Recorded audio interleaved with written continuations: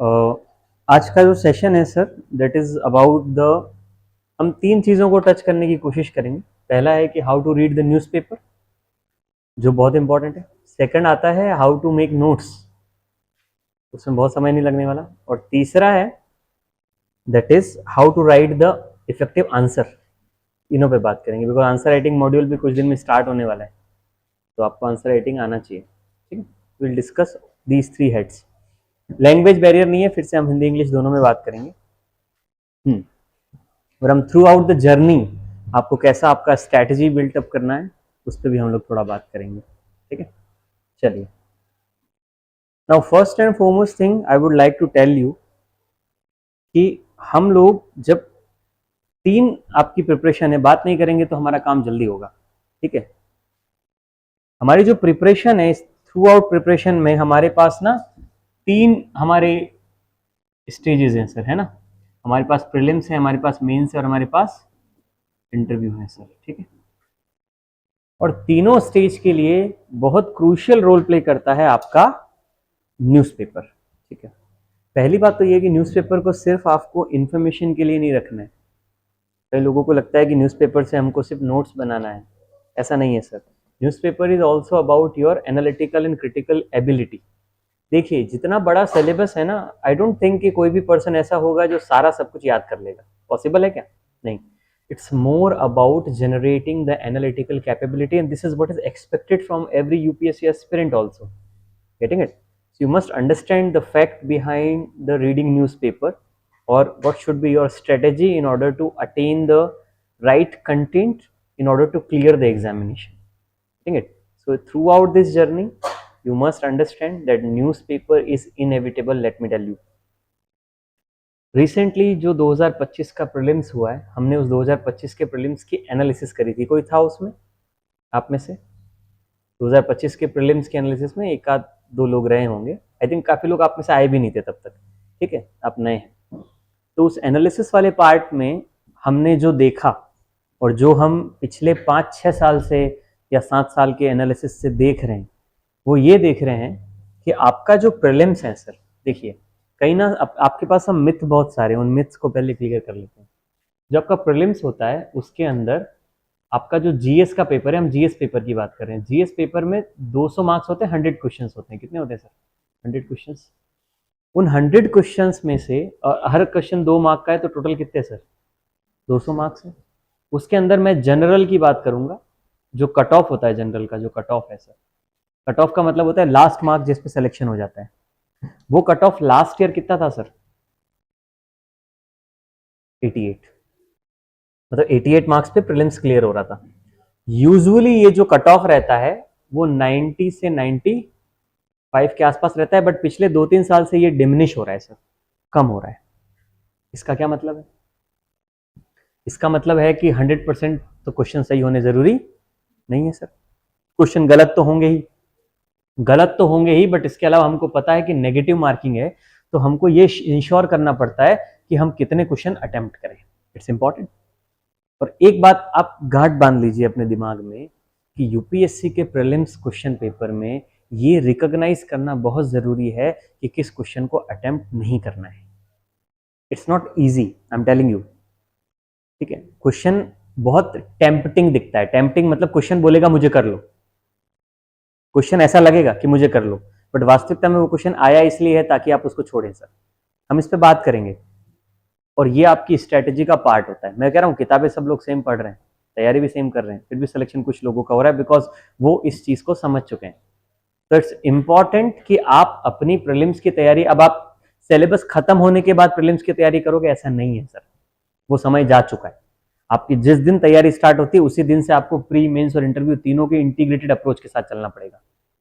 ठीक है, अब वैसा नहीं कि सिलेबस खत्म होगा फिर मैं प्री का तैयारी करूंगा करूंगी, नहीं, बेकार है, अभी से करना है। ठीक है, अब आते हैं कि प्रीलिम्स के अंदर हमको ये तो समझ आ गया कि 88 100, तो मैं कितना टारगेट लेकर चलूं। सबसे पहले तो आप अपना टारगेट सेट करो सर। और एक जो आइडियल टारगेट होता है, वो आइडियल टारगेट है कि you should always target for 110 plus. 110 plus का आप यूजुअली टारगेट लेकर चलो, ये आइडियल टारगेट है। पहले 120 प्लस लेके चलते थे, बट अभी 110 प्लस का आप टारगेट लेके चलो कि इतना मैं एटलीस्ट क्या कर जाऊं, स्कोर कर जाऊं, क्लैरिटी दिमाग में। अब मुझे आप इसकी गणित को समझो पहले।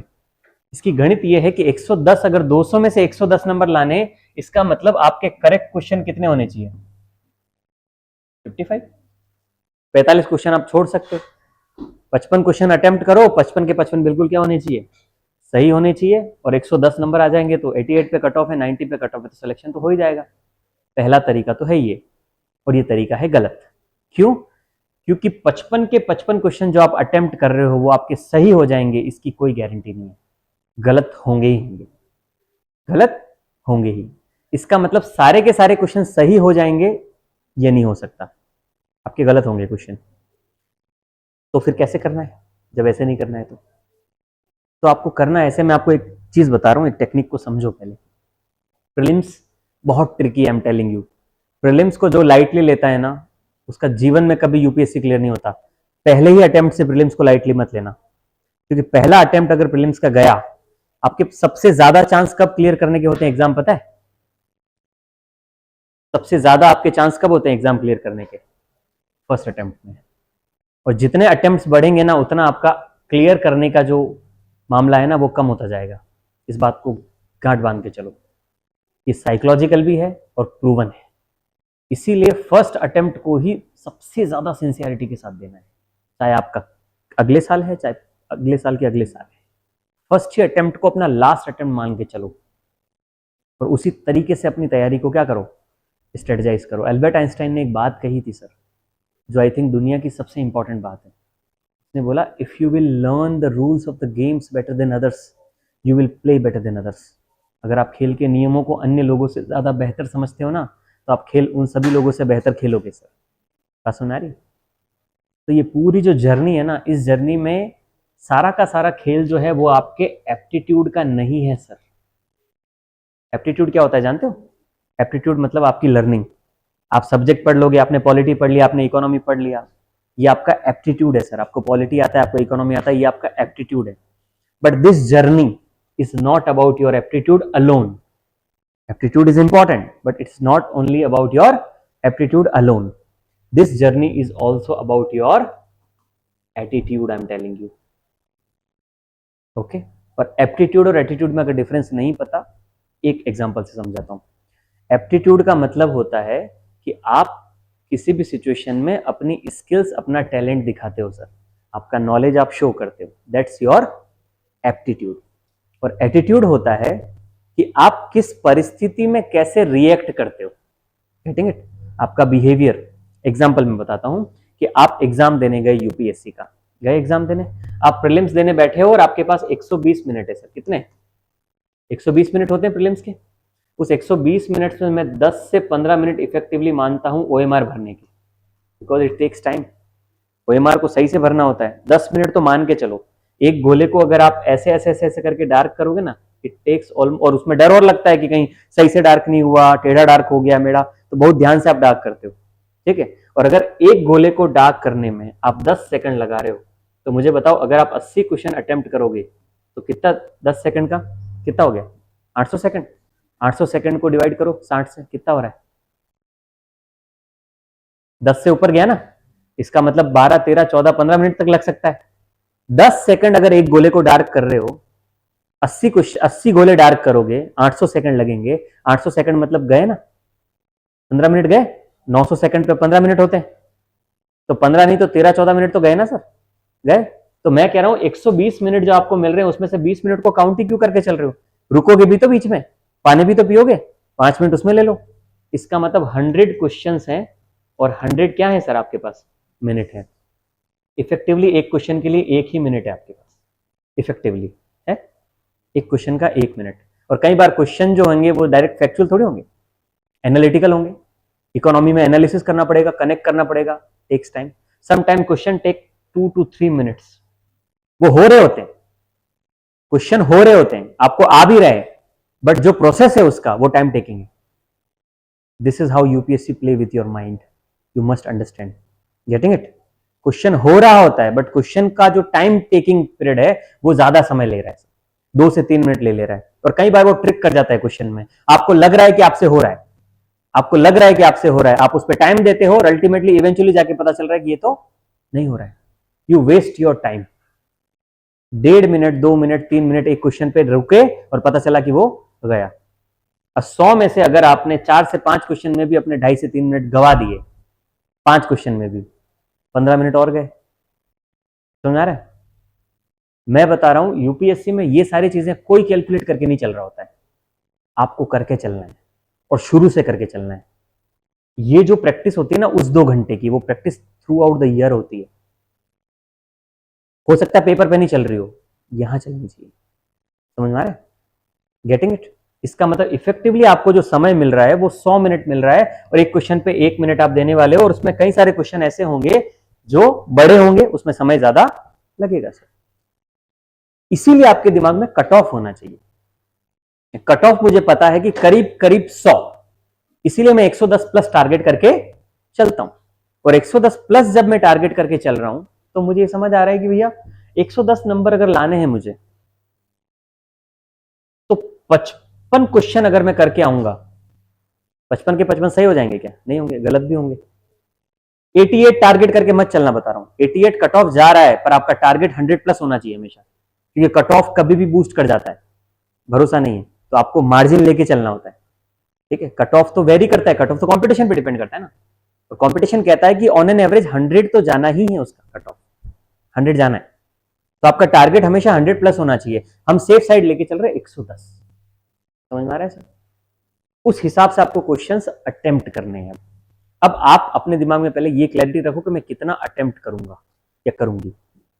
110 नंबर लाने के लिए 55 अटेम्प्ट करना is not a good idea, because अगर 55 अटेम्प्ट आपने किए, ध्यान से देखो इधर लफड़ा कहां होता है। 55 अगर आपने अटेम्प्ट किए, मान लो आपके 5 गलत हो गए, कितने गलत हुए? 5 गलत हुए। एग्जाम्पल बता, 5 अगर गलत हुए, इसका मतलब आपके करेक्ट कितने हैं? करेक्ट हैं 50, और रॉन्ग कितने हो गए? मैं इसको 56 मान लेता हूं, मेरी कैलकुलेशन में इजी हो जाएगा। 56, 6 क्या हो गए? गलत हो गए। तो यहां हो गए 6, मेरे क्या हो गए? गलत हो। 50 क्वेश्चन के सही मार्क्स मिलेंगे मुझे 100। पहले तो मैं 110 सोच रहा था, वो डिमिनिश होकर सीधा 10 कम हो गया, क्योंकि मैंने वो तो क्वेश्चन गलत कर दिए, तो उसका प्लस भी नहीं हुआ। पर वो जो गलत हुए वो माइनस भी करवा रहे हैं। तो अब ये जो 6 क्वेश्चन गलत हुए, इसके 6 इंटू 2/3 मार्क्स कटेंगे सर। तो ये कितना कट गया? 2, 2 दूनी 4, 100 माइनस 4, इफेक्टिव मार्क्स कितना है? 96। 5 गलत हुए, 6 क्वेश्चन गलत हुए 56 में से, और उसमें मार्क्स आपके 110 आप सोच रहे थे, डिमिनिश होके कहां है? 96।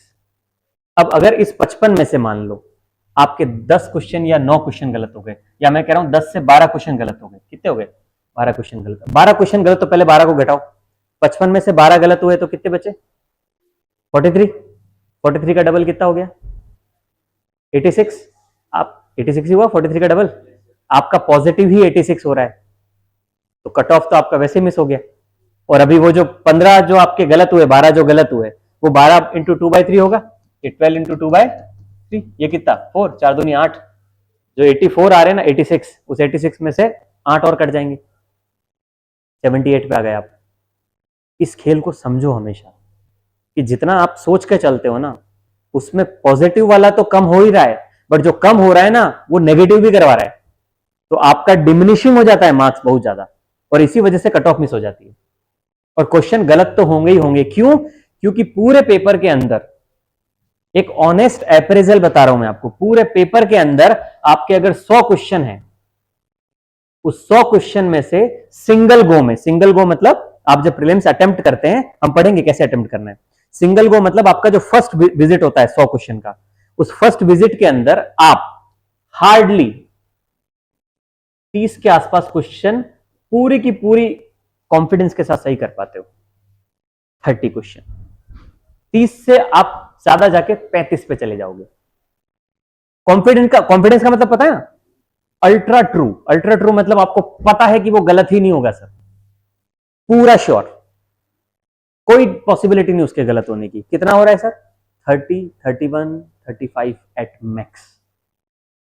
अब अगर 30 क्वेश्चन आप फर्स्ट गो में सही कर पा रहे हो सिर्फ, इसका मतलब जब आप 1 से 100 तक विजिट किए तो पहला जब आप क्वेश्चन अटेम्प्ट करते हो फर्स्ट, तो 1 से 100 तक सिर्फ उन्हीं क्वेश्चंस को अटेम्प्ट करते हो जिस पे आप 100% क्या हो, श्योर हो।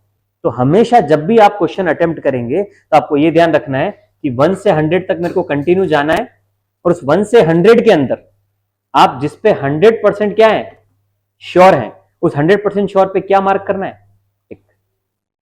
टिक मार्क का मतलब समझ गए ना, कि वो क्वेश्चन मुझे अटेम्प्ट करना है और उसका ये क्वेश्चन नंबर है, ये ऑप्शन है एबीसीडी, इस पे यहां टिक कर दिया और यहां में से ये टिक कर दिया, ये कर दिया। अब जब 1 से 100 तक पहुंचे तो मान लो आपके 30 क्वेश्चन क्या है, आपने 30 क्वेश्चन पे टिक लगाया, 100% श्योर है सर। जैसे ही 1 से 100 तक पहुंचे ओएमआर उठाओ, ओएमआर उठाओ और वो 1 से 30 को पहले क्या करो, ओएमआर में भरो। कभी भी ओएमआर को जीवन में लास्ट तक मत छोड़ना। ओएमआर छूट गई है कई लोगों की, भर नहीं पा रहे हैं लास्ट में, क्योंकि वो 10-15 मिनट का मार्जिन सोच के ही नहीं चलते। 10 सेकंड एक गोले को अपन ने देखा तो 15 मिनट लग रहे, 13, 14, 15 मिनट। 15 मिनट कोई लेकर चलता है, वो तो कहता 15 मिनट में क्वेश्चन करूंगा, और कोई सेंस नहीं बनता, लास्ट में ओएमआर खींच के ले जाएंगे। वो तो उनको कोई मतलब है कि आप कौन हो, कहां से आ रहे हो, कितने साल तैयारी करी, कोई मतलब नहीं, वो ले जाएगा एग्जामिनर। इसीलिए फर्स्ट गो में गए जहां पे 100% श्योर थे, ओएमआर उठाया, ओएमआर को क्या किया, फिल किया सर। ओएमआर जैसे ही फिल हुई, अब जब आपने फर्स्ट राउंड किया अपना, इस फर्स्ट राउंड के अंदर आपको 100% श्योर वाले क्वेश्चन मिले, आपको ऐसे क्वेश्चन भी मिलेंगे जिसमें आप 50-60% श्योर हो, ऐसे भी मिलेंगे, पर वो आपको अटेम्प्ट नहीं करने, पर वो अटेम्प्ट नहीं करना है, पर आपको पता है कि इसको मैं सेकंड राउंड में देखने वाला हूं, इसीलिए उनको मार्क करना है। क्या करना है, मार्क करना है। तो आप अपना जो भी मार्किंग सिस्टम है, आप चाहे उस पर बॉक्स बनाओ, चाहे गोला लगाओ, जो आपको ठीक, डबल क्रॉस लगाओ, आपको जो ठीक लग रहा है। जो क्वेश्चंस पे आप 50-60% श्योर हो, या जिस पे आपको थोड़ा बहुत कंफ्यूजन है पर आपको लग रहा है कि इसको मैं थोड़ा इंटेलिजेंस यूज करूंगा तो कर लूंगा, उसको आप सेकंड राउंड के लिए मार्क करके चलोगे। समझ गए? जैसे ही आपका ओएमआर फिल हुआ, अब आप वापस से रिविजिट करोगे। अब रिविजिट सिर्फ उन्हीं क्वेश्चंस को करना है जिसपे आपने आपका वाला मार्क किया है। वापस से सारे क्वेश्चन पढ़ने लग जाओगे तो हो गया कल्याण, समय ही नहीं मिलने वाला। 2 घंटे इतना जल्दी निकलते हैं वहां पे ना, पता नहीं चलता। तो सेकंड राउंड में सिर्फ उन्हीं क्वेश्चंस को देखना जिसको आपने वापस सेकंड राउंड के लिए मार्क किया है। ठीक है? यूजुअली ये जो क्वेश्चन होते हैं वो होते हैं 20 से 25, ऑन एन एवरेज बता रहा हूं मैं, 20 से 25 क्वेश्चन होते हैं जिनको आप सेकंड राउंड के लिए क्या करते हो, मार्क करते हो।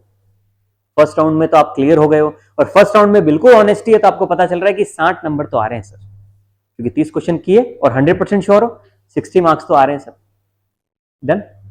अब सेकंड राउंड के लिए अगर 25 से 30 क्वेश्चन मार्क किए हैं, उनको आप देखते हो, और इन 25 से 30 क्वेश्चन में आपको थोड़ा ज्यादा समय लगता है एज कंपेयर टू ऊपर वाले में। क्यों? क्योंकि ऊपर वाले में आप श्योर थे, अब आप इंश्योर, आप श्योर नहीं हो। अब आपको यहां पे अपने इंटेलिजेंस और सबको यूज करना है। अब आपको पेरिफेरल नॉलेज को यूज करना है। अभी अपन ने यूज किया था एक क्वेश्चन में, हिस्ट्री की क्लास में देखा था, हिस्ट्री की क्लास में हमने चेक किया ना, महेंद्र वर्मन जो आ रहा था, है ना, कहां से आ रहा था वो, चोला वाला जो क्वेश्चन था, उसके अंदर अपन ने पेरिफेरली यूज किया ना अपना दिमाग, वैसे क्वेश्चंस आएंगे। उन क्वेश्चंस में आपको अपना पेरिफेरल नॉलेज और इंटेलिजेंस यूज करनी है। एग्जैक्टली ये जो आगे के क्वेश्चन है ना, इन क्वेश्चंस को कहा जाता है इंटेलिजेंट गैस, और ये सबके साथ होता है। कोई इतना अल्ट्रा टैलेंटेड पर्सन निकल के नहीं आ रहा है कि पहले ही राउंड में 70-75 क्वेश्चन सही कर देगा, कोई नहीं होता ऐसा। ठीक है? यूपीएससी पेपर ही ऐसे सेट करता है। तो 30-35 क्वेश्चन आप फर्स्ट राउंड में करो, और रिमेनिंग 25-30 जो बच रहे हैं वो सेकंड राउंड में करो। ठीक है? और सेकंड राउंड में जो क्वेश्चन करते हो उसमें डेफिनेटली 20-25 क्वेश्चन में अगर श्योरिटी नहीं थी तो उसमें से 15-16 तो आप सही कर ही लोगे, 100% सही कर लोगे। 30 पहले कर लिए, 15-16 और हो गए, 45-46 तक पहुंच गए, 100 का आंकड़ा ये 90 तक ले जा रहा है।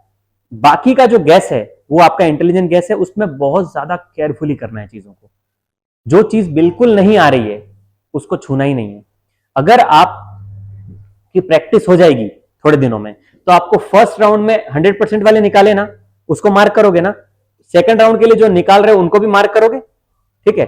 इसके साथ एक चीज और करोगे फर्स्ट राउंड में, जिस क्वेश्चन को छूना नहीं है उस क्वेश्चन पे क्या लगाओगे, क्रॉस।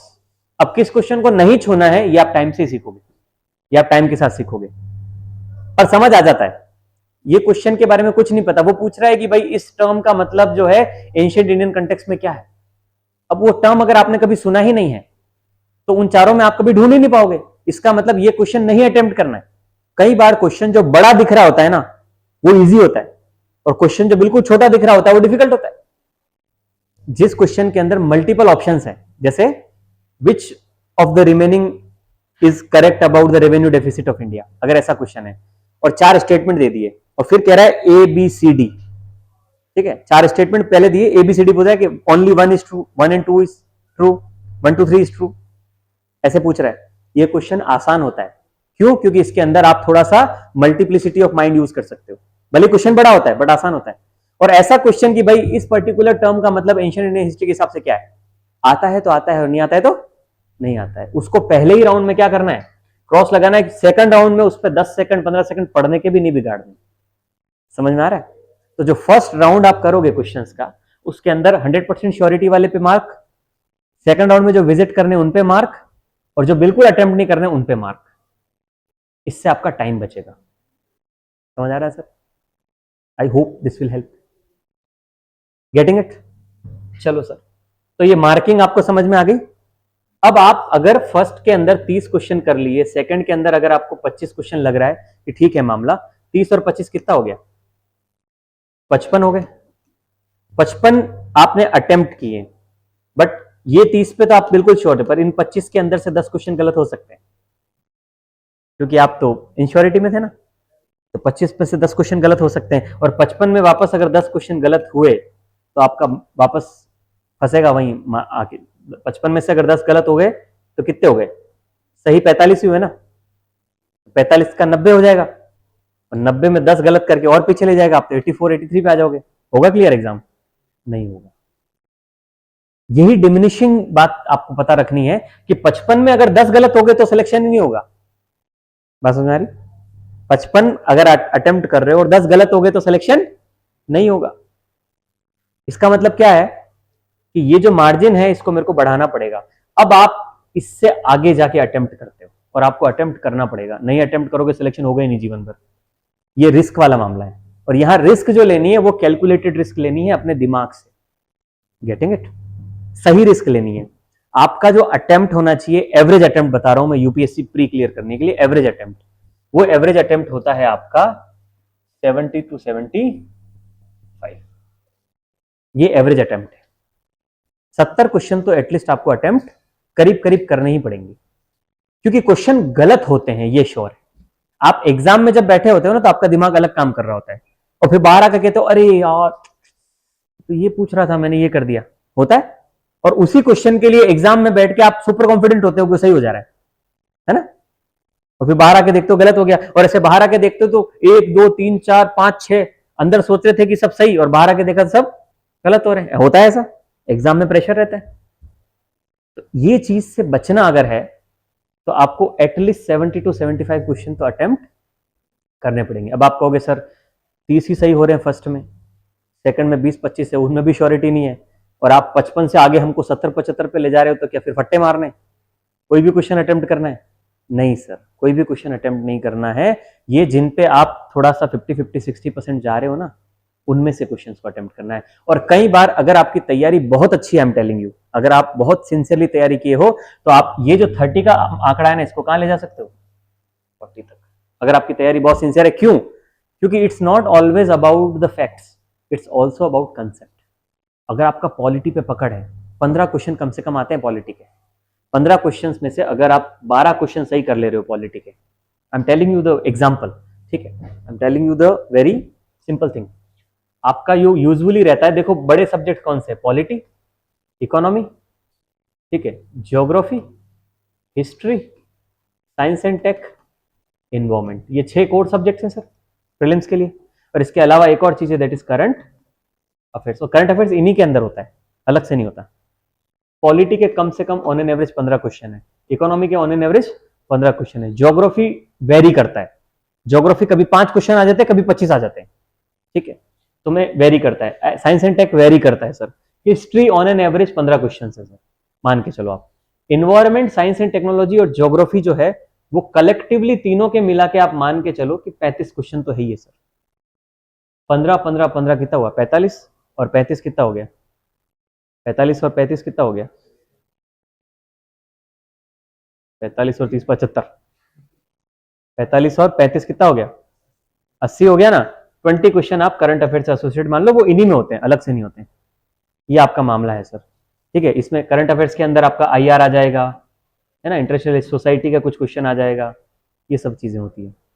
मैं कह रहा हूं अगर आप पॉलिटी के 15 क्वेश्चन में से 12 क्वेश्चन तक ठीक करते हो, क्योंकि पॉलिटी के क्वेश्चन ना कंसेप्चुअल आते हैं, बहुत फैक्चुअल नहीं आते हैं, फैक्ट्स भी आते हैं बट कंसेप्चुअल आते हैं। सिमिलरली अगर आप इकोनॉमी पे पकड़ रखे हो तो कंसेप्चुअल, मतलब आप उस 30 के आंकड़े को 40 ले जा सकते हो अगर आपकी कंसेप्ट पे क्या है सर, पकड़ है।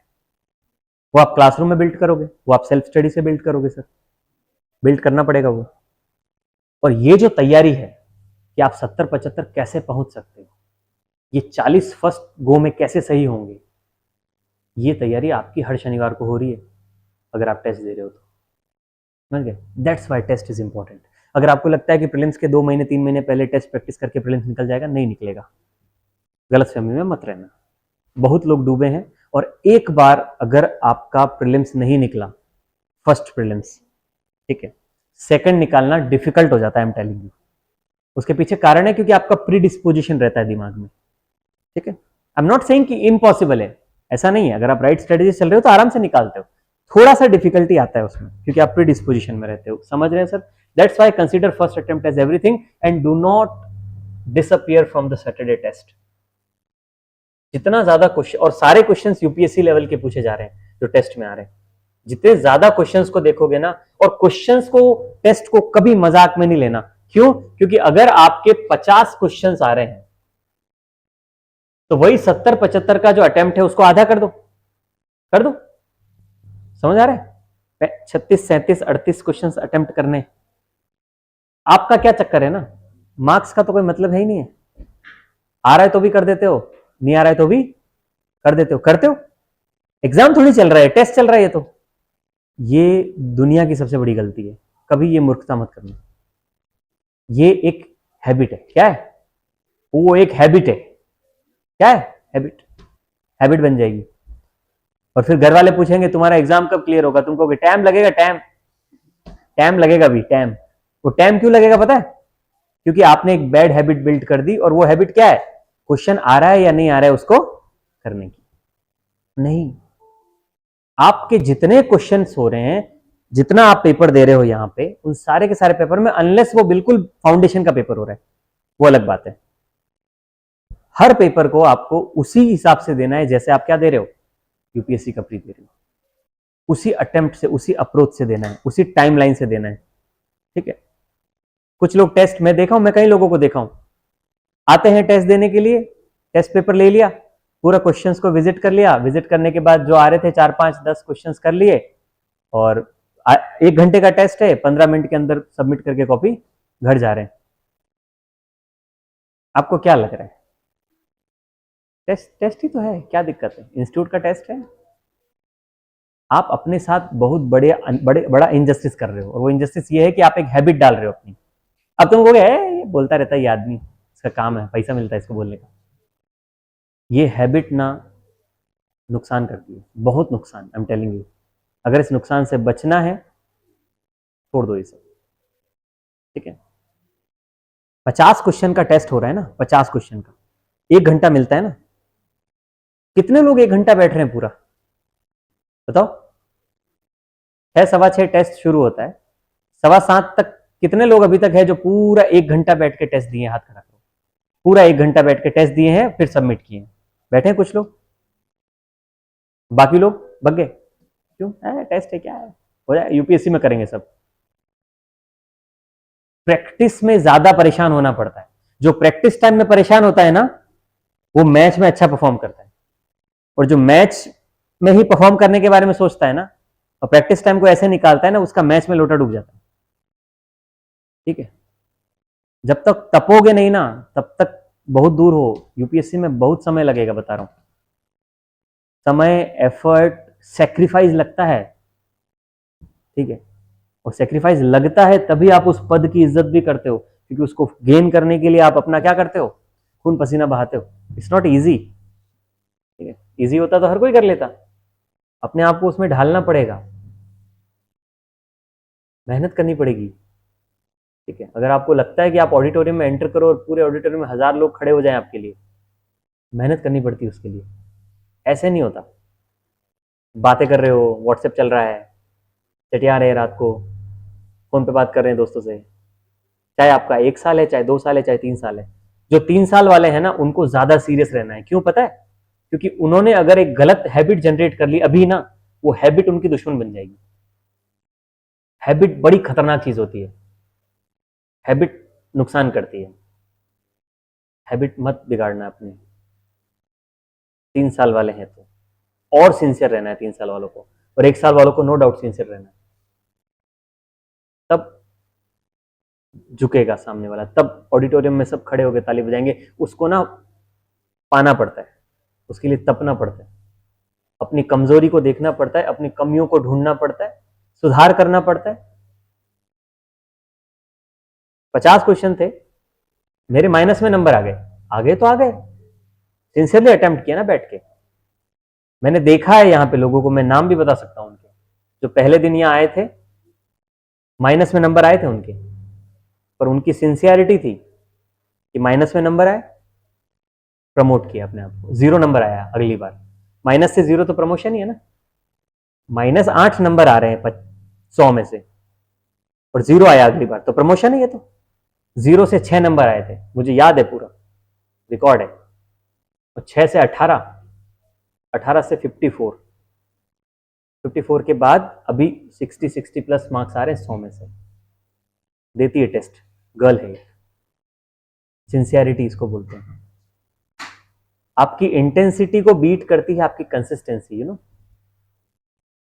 बचपन में कहानी सुनाते खरगोश और उसकी, कछुए की, सुनाते। खरगोश ने क्या गलती करी? खरगोश ने वो गलती करी कि जब वो पढ़ने बैठा तो 8-8 घंटे पढ़ा। ठीक है, और 8 घंटे पढ़ने से क्या होती है? थका। 9 घंटे, 10 घंटे, 12 घंटे पढ़ा, पढ़ने बैठा तो अरे आज ही बन जाएंगे आईएएस, राष्ट्रपति से कल ही अपॉइंटमेंट है, द्रौपदी मुर्मू जी का फोन आता ही होगा। तो जब जोश आया ना, उस जोश में 12-12 घंटे पढ़ लिए, और 12-12 घंटे पढ़े 4-5 दिन, और उसके बाद आपका क्या हो गया? थ्रेशोल्ड पॉइंट आ गया। अरे छोड़ो यार, चलो। चाय सुट्टा क्रॉनिकल। होता है ऐसा, सबके साथ होता है। I am not talking about any particular person, सबके साथ ऐसा होता है कि जब हम जोश में रहते हैं, मोटिवेटेड रहते हैं ना, तो हमारा डोपामीन अलग प्रोड्यूस होता है, तो हम जल्दी जल्दी में क्या करते हैं? काम करते हैं। चाहे हम रील्स देख के मोटिवेट हो रहे हैं, चाहे हम कोई बेइज्जती देख के, बेइज्जती मोटिवेट करती है। बेइज्जती सबसे बड़ा बेस्ट मोटिवेशन है। मैं तो जाता रहता हूँ अपने रिश्तेदारों में, मैं तो जाता ही बेइज्जती कराने हूँ। मैं तो उन लोगों, निंदक नीरे राखी का जो कंसेप्ट बोला है, निंदक नीरे राखी क्या होता है? आपके पास आसपास अगर ऐसे लोग हैं जो हर समय आपकी तारीफ करते रहते हैं, इसका मतलब आप गलत कंपनी में हो। ठीक है, क्योंकि तारीफ करने पे कंटेंटमेंट आता है, भूख नहीं जगती। जब आपकी तारीफ होती है ना, तो आपके अंदर कंटेंटमेंट आता है कि अरे यार, अरे कितनी सुंदर दिखती हो तुम, मैं इतनी सुंदर हूं, मैं क्या करूं, मुंह धो, मेकअप उतर जाएगा, गलतफहमी दूर हो जाएगी। जस्ट किडिंग ना, पन इंटेंडेड है। ठीक है, ये गाना आया था तो मैंने कहा ये गाना आया क्यों, इतनी सुंदर हूं मैं क्या करूं। नार्सिसिज्म है ये तो, इतनी सुंदर हूं मैं क्या करूं। Beauty lies in the eyes of beholder. सुंदरता देखने वाले की आंखों में होती है। ठीक है, उसको कुछ क्या सुंदर लग रहा है वो डिपेंड करता है। खैर, ये सब बातों को छोड़ो। Are you getting my point? ठीक है, तो वो खरगोश जो था वो तेज भाग गया सर, और तेज भागने के बाद क्या आया उसको? ओवर कॉन्फिडेंस, बिकॉज उसने अपने ओपोनेंट्स को क्या किया सर? मिसअंडरस्टूड किया। क्या रे कछुआ है, क्या ही कर पाएगा। इस जर्नी में हम भी करते हैं अपने ओपोनेंट्स को कभी कभी मिसअंडरस्टूड, क्या रे कर लूंगा। कछुए ने क्या किया? कछुए को रिजल्ट से मतलब नहीं था, कछुए की इंटेंसिटी नहीं थी, कछुए के पास क्या थी? कंसिस्टेंसी। चलता गया, चलता गया, चलता गया। इधर से लोग बोल रहे हैं खरगोश से जीतेगा क्या है भाई, कछुआ जीतेगा।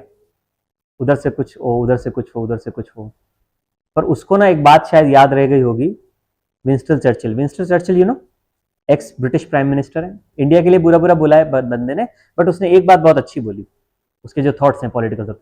चर्चिल ने एक बात बोली, if you will throw stones, if you will throw stones at the every dog that barks in your way, you will never reach your destination. समझ आ रहा है? अगर आप रास्ते पे चल रहे हो और हर वो डॉग जो आपके ऊपर भौंक रहा है उसके ऊपर अगर आप पत्थर फेंकने लगोगे ना, तो कभी आप अपनी मंजिल पे समय पे नहीं पहुंचोगे. It means geniuses ignore. You must know, दुनिया की एडवाइस, इधर उधर की बातें, व्हाट्सएप, सोशल मीडिया, सब इग्नोर करना पड़ेगा, क्योंकि ये सब आपको डिस्ट्रैक्ट करने का मीडियम है.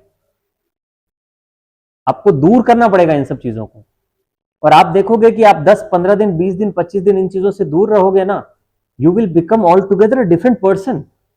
और आपका ऑटोमेटिक पढ़ाई में मन लग जाएगा. आप आधे लोग बोलते पढ़ाई में मन ही नहीं लगता, 1 घंटे पढ़ता हूं, आधा घंटा पढ़ता हूं, फिर मेरे को, क्योंकि तुमको पता है ना कि माइंड को स्ट्रेस देना पड़ता है ना पढ़ने के लिए, तो माइंड को आपको इक्विप करना पड़ेगा. व्हाट्सएप में क्या है, ओ क्या स्टेटस लगाया है. आपको पता है आप घर बैठे बैठे अपने आप को डिस्ट्रैक्ट करने का एक मीडियम ढूंढ चुके हो. Talking with people unnecessary. एक समय के बाद आपको लगेगा कि आपने अपना टाइम बर्बाद कर दिया. ये टाइम जो है अभी आपके पास ना, फुल ऑफ एनर्जी, इस एनर्जी को किधर ले जाना है आपको? वो पढ़ाई में लगाना है या फिर आपको इधर उधर की मस्ती में लगाना है? ठीक है, अभी अगर मस्ती में लगाया है ना, तो बाद में लाइफ टाइम स्ट्रगल है, और अभी स्ट्रगल में लगा दिया तो लाइफ टाइम क्या है, मस्ती. ये ध्यान रखो. ये चीजें बहुत, मैं कोई नई बात नहीं बता रहा हूं, ये सब बताते आ रहे हैं, है ना.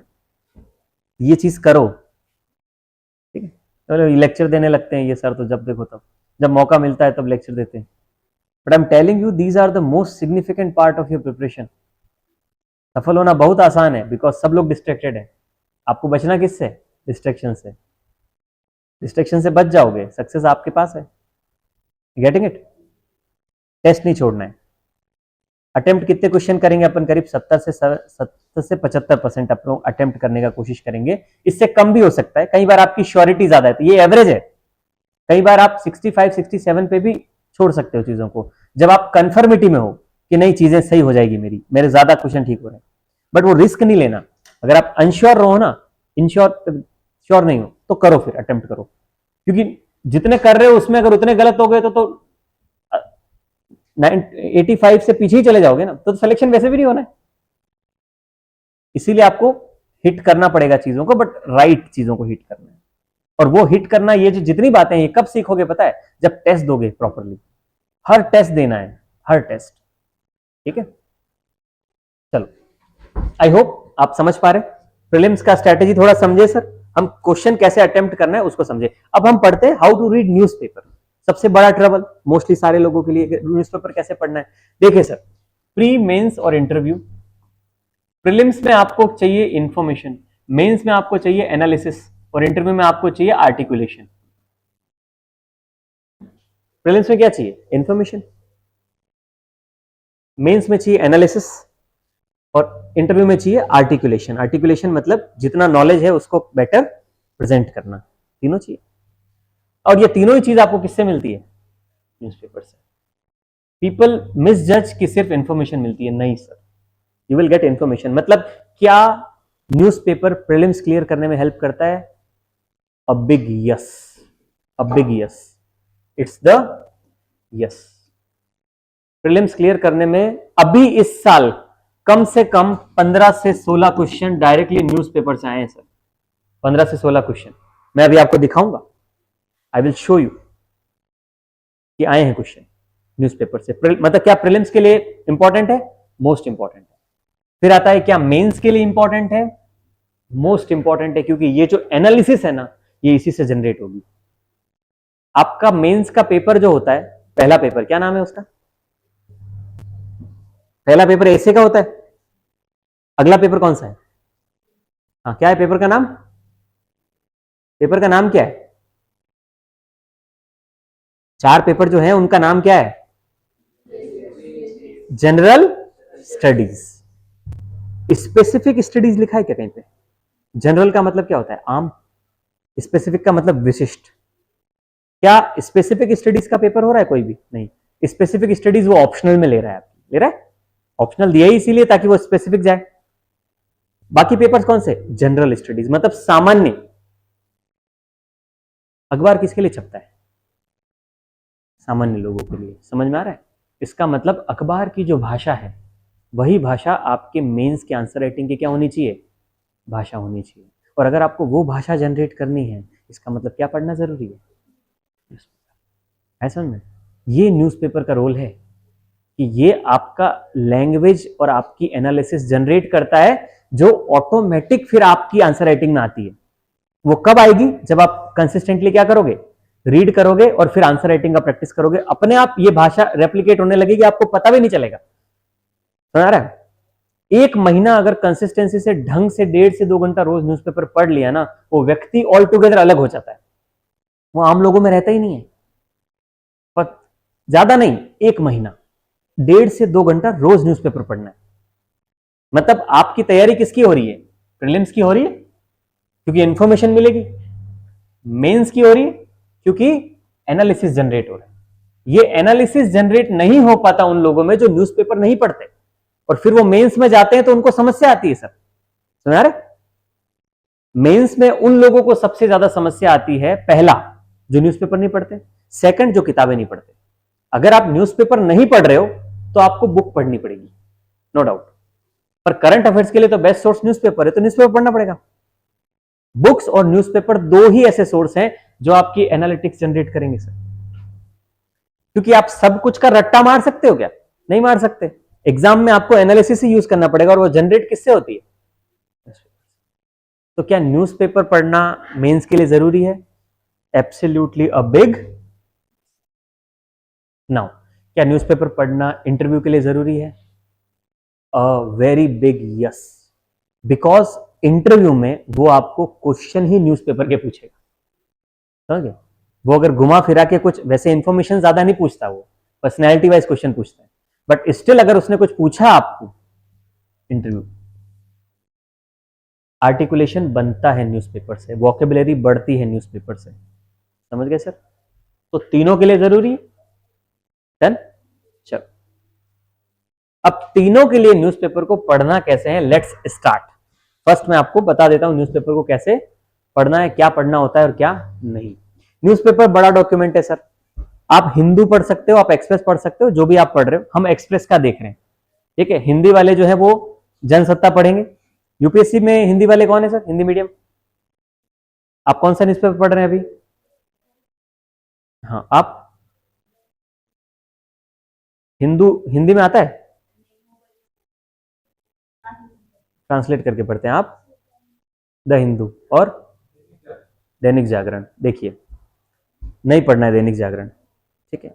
वो भी नहीं पढ़ना है दैनिक भास्कर, इनसे क्वेश्चन नहीं आते, बंद कर दो पढ़ना, ठीक है। पहली बात तो न्यूज भी गलत आती है आधी। आपको हिंदी मीडियम के लिए आपको पढ़ना है जनसत्ता। क्या पढ़ना है? जनसत्ता। आप जो हिंदू को कन्वर्ट करके पढ़ रहे हैं ना, वो पढ़ सकते हो, बट उसमें आपको डिफिकल्टी होती होगी, कन्वर्ट करके पढ़ रहे हो। जनसत्ता जो है वो इंडियन एक्सप्रेस का हिंदी वर्जन है, ठीक है। ग्रुप में आता था पहले, अभी भी वापस शायद ग्रुप बनेगा, उसमें आएगा जनसत्ता। पूछना अगर वो अवेलेबल हो, इसमें किसमें ऑफलाइन, मतलब ऐसे आता हो अवेलेबल, पर नहीं आता शायद, है ना। दिल्ली वगैरह में शायद आता है, नहीं पता, ऑफलाइन में मैंने देखा नहीं कभी। बट ऑनलाइन में आपको जनसत्ता मिल जाएगा सर। वो इंडियन एक्सप्रेस का हिंदी वर्जन होता है जनसत्ता। उसमें आपको भाषा में दिक्कत नहीं आएगी, क्योंकि वो हिंदी में ही लिखा गया ना। इंग्लिश से हिंदी ट्रांसलेट करते हो तो दिक्कत होती है ना, किसी वर्ड्स को क्या लिख देता है, लिखता है ना, अलग सा लिख देता है कुछ। दैनिक जागरण नहीं पढ़ना है बिड़ू, ठीक है। हाँ, आपको क्या पढ़ना है? जन सत्ता। मिल जाएगा आपको, मिल जाएगा Jansatta. You will find not a difficult task. Online तो मिल ही जाएगा, ठीक है। चले स्टार्ट करो। देखो, सबसे पहले तो आप 4-5 दिन न्यूज़पेपर, एक न्यूज़पेपर चुनना है, एक ही पढ़ना है आपको। और इंग्लिश के लिए दोनों ऑप्शन है, आप या तो एक्सप्रेस पढ़ो या फिर हिंदू पढ़ो। मिंट भी पढ़ सकते हो, बट डोंट रेफर, मिंट पे मत जाओ। कोई कभी कभी मिंट के आर्टिकल्स कुछ पढ़ने होते हैं। एक्सप्रेस या फिर हिंदू। चलो, हम एक्सप्रेस को पढ़ रहे हैं, कैसे पढ़ना है। सबसे पहले तो आप पढ़ोगे 4-5 दिन ना, तो आपको पता चल जाएगा कि फॉर्मेट क्या होता है पेपर का। फॉर्मेट समझना बहुत इंपॉर्टेंट है, ठीक है। एक्सप्रेस को अगर आप पढ़ोगे तो first and foremost thing format को समझो पहले, एक्सप्रेस कैसे होता है। मैं 2016 से एक्सप्रेस ही पढ़ रहा हूं, मुझे ठीक लगता है। मैंने हिंदू नहीं पढ़ा आज तक। हाँ, कभी कभी हिंदू का आर्टिकल कोई पढ़ लेता हूँ। Hindu is also very good newspaper, I am telling you. दोनों अच्छे न्यूज़पेपर है, एक कोई पढ़ना पर, दोनों मत उठाना, पागल हो जाओगे नहीं तो। एक ही पढ़ना, एक। एक्सप्रेस पढ़ो तो एक्सप्रेस, हिंदू तो हिंदू। हेलो, मिंट मतलब पुदीना। मिंट ना एक न्यूज़पेपर है, मिंट, ठीक है। बट वो नहीं पढ़ना है, मिंट मत पढ़ो आप, ठीक है। मिंट में कभी कभी कुछ आर्टिकल्स होते हैं, वो तो बता देंगे कभी पढ़ना होगा तो, ठीक है।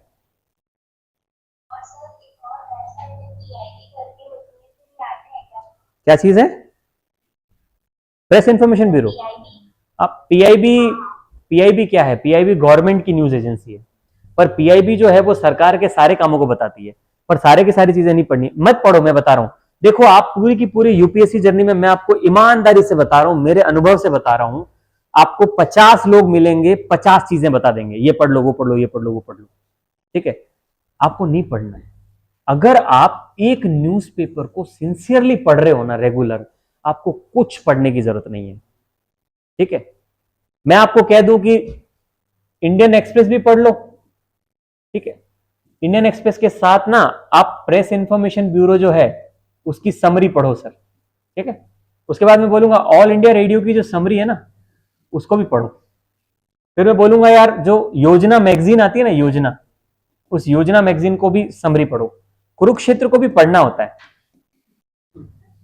You will get people through out your journey.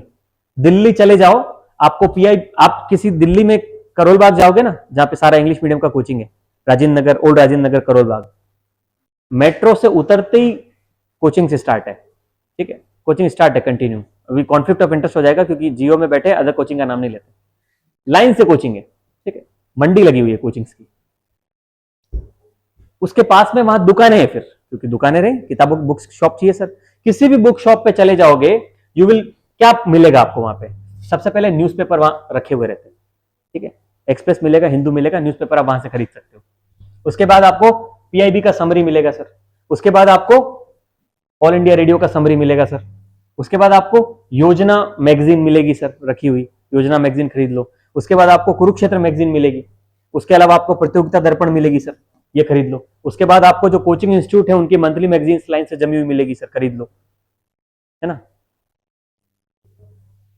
कोई पार नहीं है इन सब चीजों का, ठीक है। मैं अपने फर्स्ट ईयर की तैयारी में बहुत कंफ्यूज हुआ था, क्योंकि मैं देख रहा था वो योजना पढ़ रहा है, यार मैं तो पढ़ ही नहीं रहा हूं, मैं भी योजना खरीद के ले। सब करते हैं, सब लोग कंफ्यूज होते हैं, आपको नहीं होना है। ईमानदारी से बता रहा हूं, ये सब कुछ नहीं पढ़ना है आपको, क्योंकि इन सब में वही है जो यहां है।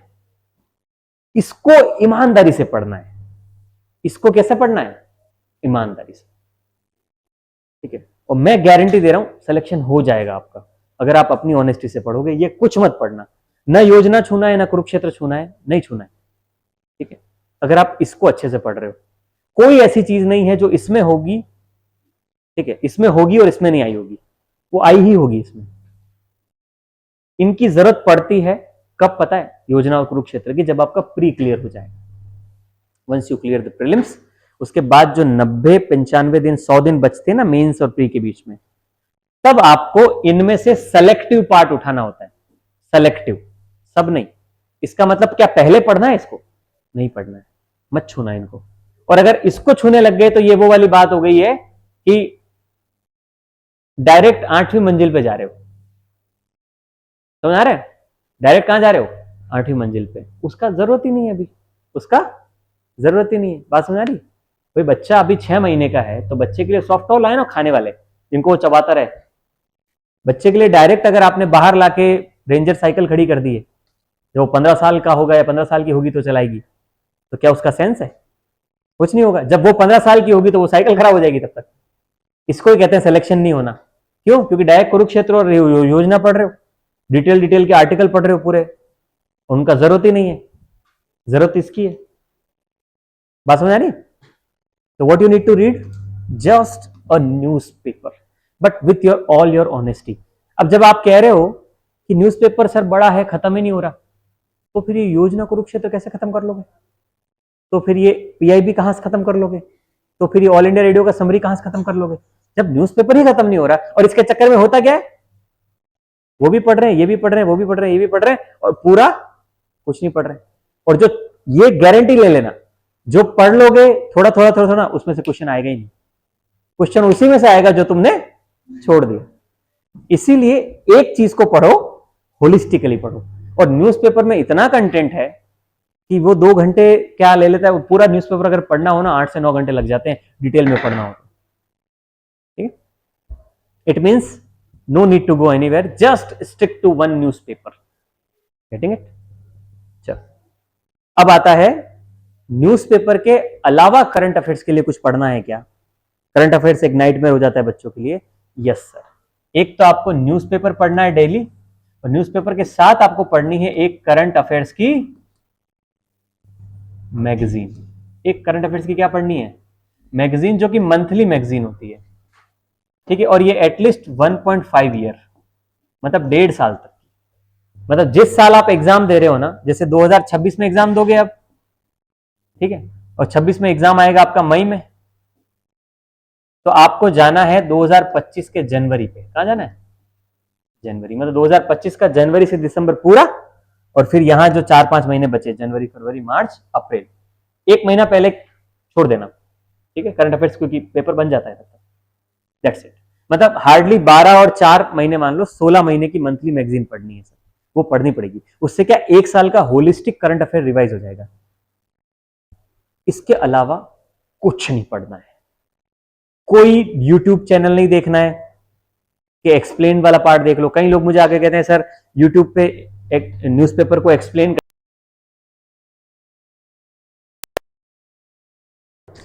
हेलो, वो आपका प्रीलिम्स का काम तो कर देगा, क्योंकि प्रीलिम्स में क्या चाहिए सर? इंफॉर्मेशन। बट क्या वो मेंस का काम करेगा? क्योंकि एनालिसिस तो आप रीड करोगे तो ही जनरेट होगी ना, वो तो समरी बना के दे रहा है आपको, दे रहा है।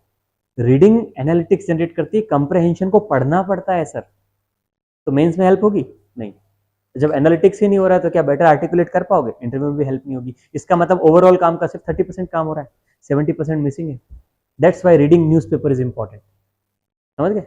और ये रीडिंग न्यूज़पेपर का कंप्रहेंशन जो आपका बढ़ेगा, वही कंप्रहेंशन आपको सी सेट में कंप्रहेंशन में हेल्प करेगा। क्योंकि वहां पे जब पैराग्राफ आएगा ना, तो जब 1 साल से बंदा न्यूज़पेपर पढ़ रहा है, बंदा बंदी जो भी, हाँ मतलब 1 साल से अगर न्यूज़पेपर पढ़ रहा है या पढ़ रही है वो, और उसके सामने एक पैराग्राफ आ गया किसके अंदर, सी सेट में, तो उस पैराग्राफ को तो एक बार सिंगल रीडिंग में समझ में नहीं आ जाएगा, वो आ जाएगा। और जब नहीं हुआ होता है और सी सेट देने जाते हैं, तो फिर पैराग्राफ देख के सर दर्द करता है, अरे यार क्या पंचायत है ना। 3 बार 4 बार उस पैराग्राफ को पढ़ना पड़ता है, समझ ही नहीं आता, और उसके बाद भी उसका आंसर क्या कर देते हैं, गलत। जबकि कॉम्प्रहेंशन तो बहुत बेसिक है। समझ में आ रहा है? चलें आगे। तो 2 चीज बस, एक न्यूज़पेपर और एक मंथली मैगजीन। अब मंथली मैगजीन कौन सी पढ़नी है सर? आपकी मर्जी। ठीक है, मैं यहां नहीं बता सकता, वीडियो रिकॉर्ड हो रहा है। ठीक है, आपको अगर GOIS की मंथली मैगजीन पढ़नी है, पढ़ सकते हो। ठीक है, आपको अगर किसी और इंस्टीट्यूट की भी पढ़नी है, पढ़ सकते हो। ठीक है, ये तो मैं कैमरा पे बोल सकता हूँ, पढ़ सकते हो। ठीक है, मैं इंस्टीट्यूट का नाम नहीं बता रहा हूँ, आप अलग से मेरे को पूछ लेना, मैं बता दूंगा कि हाँ ये इंस्टीट्यूट की बेटर है, आप पढ़ सकते। ठीक है, पर एक इंस्टीट्यूट की मैगजीन ही पढ़ना, किसी भी एक की। आप चेक कर लेना 2-3 को कि भैया मेरे को कौन सी ज्यादा फिजिबल लग रही है, उसकी मैगजीन को उठाना है और उसी की पढ़ना कंटिन्यू। ऐसा नहीं एक महीना इसकी पढ़ी, अगले महीने दूसरे की पढ़ रहे हो, नहीं, एक पैटर्न होता है, उस पैटर्न के हिसाब से चलना। डन? तो क्या करंट अफेयर्स के लिए कोई तीसरी चीज पढ़नी है? नहीं, जरूरत ही नहीं है। डन? चलो, न्यूज़पेपर कैसे पढ़ना है देखें।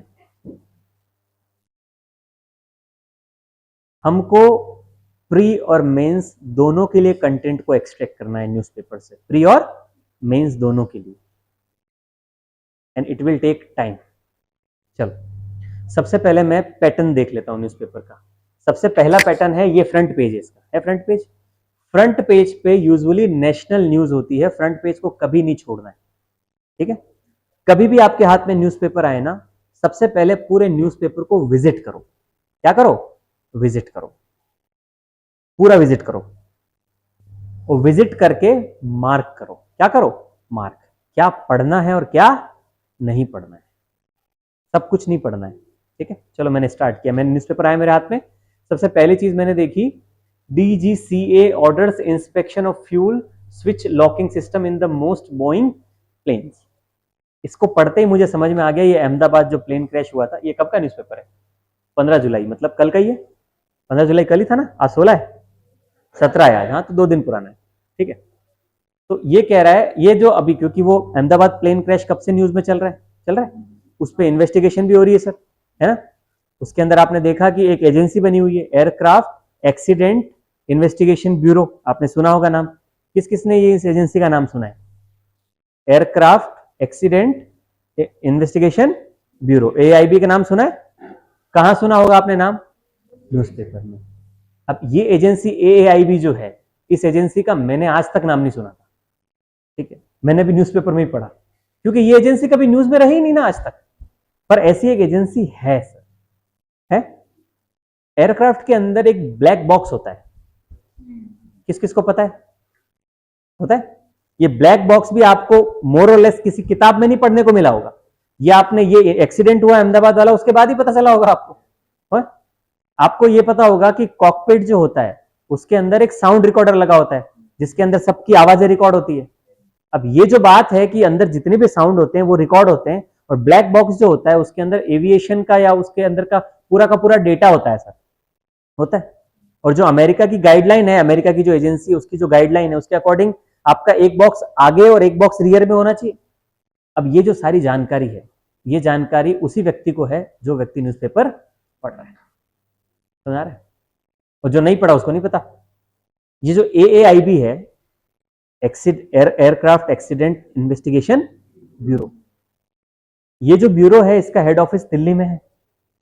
ये अभी 2018 में आई थिंक बना है, 18 के पहले नहीं था ये क्या करता है एग्जैक्टली? ये जो ब्लैक बॉक्स या कोई भी एक्सीडेंट हो जाता है, इन्वेस्टिगेशन ब्यूरो है सर, वो जांच करेगा उसकी, ठीक है, वो जांच करेगा उसकी।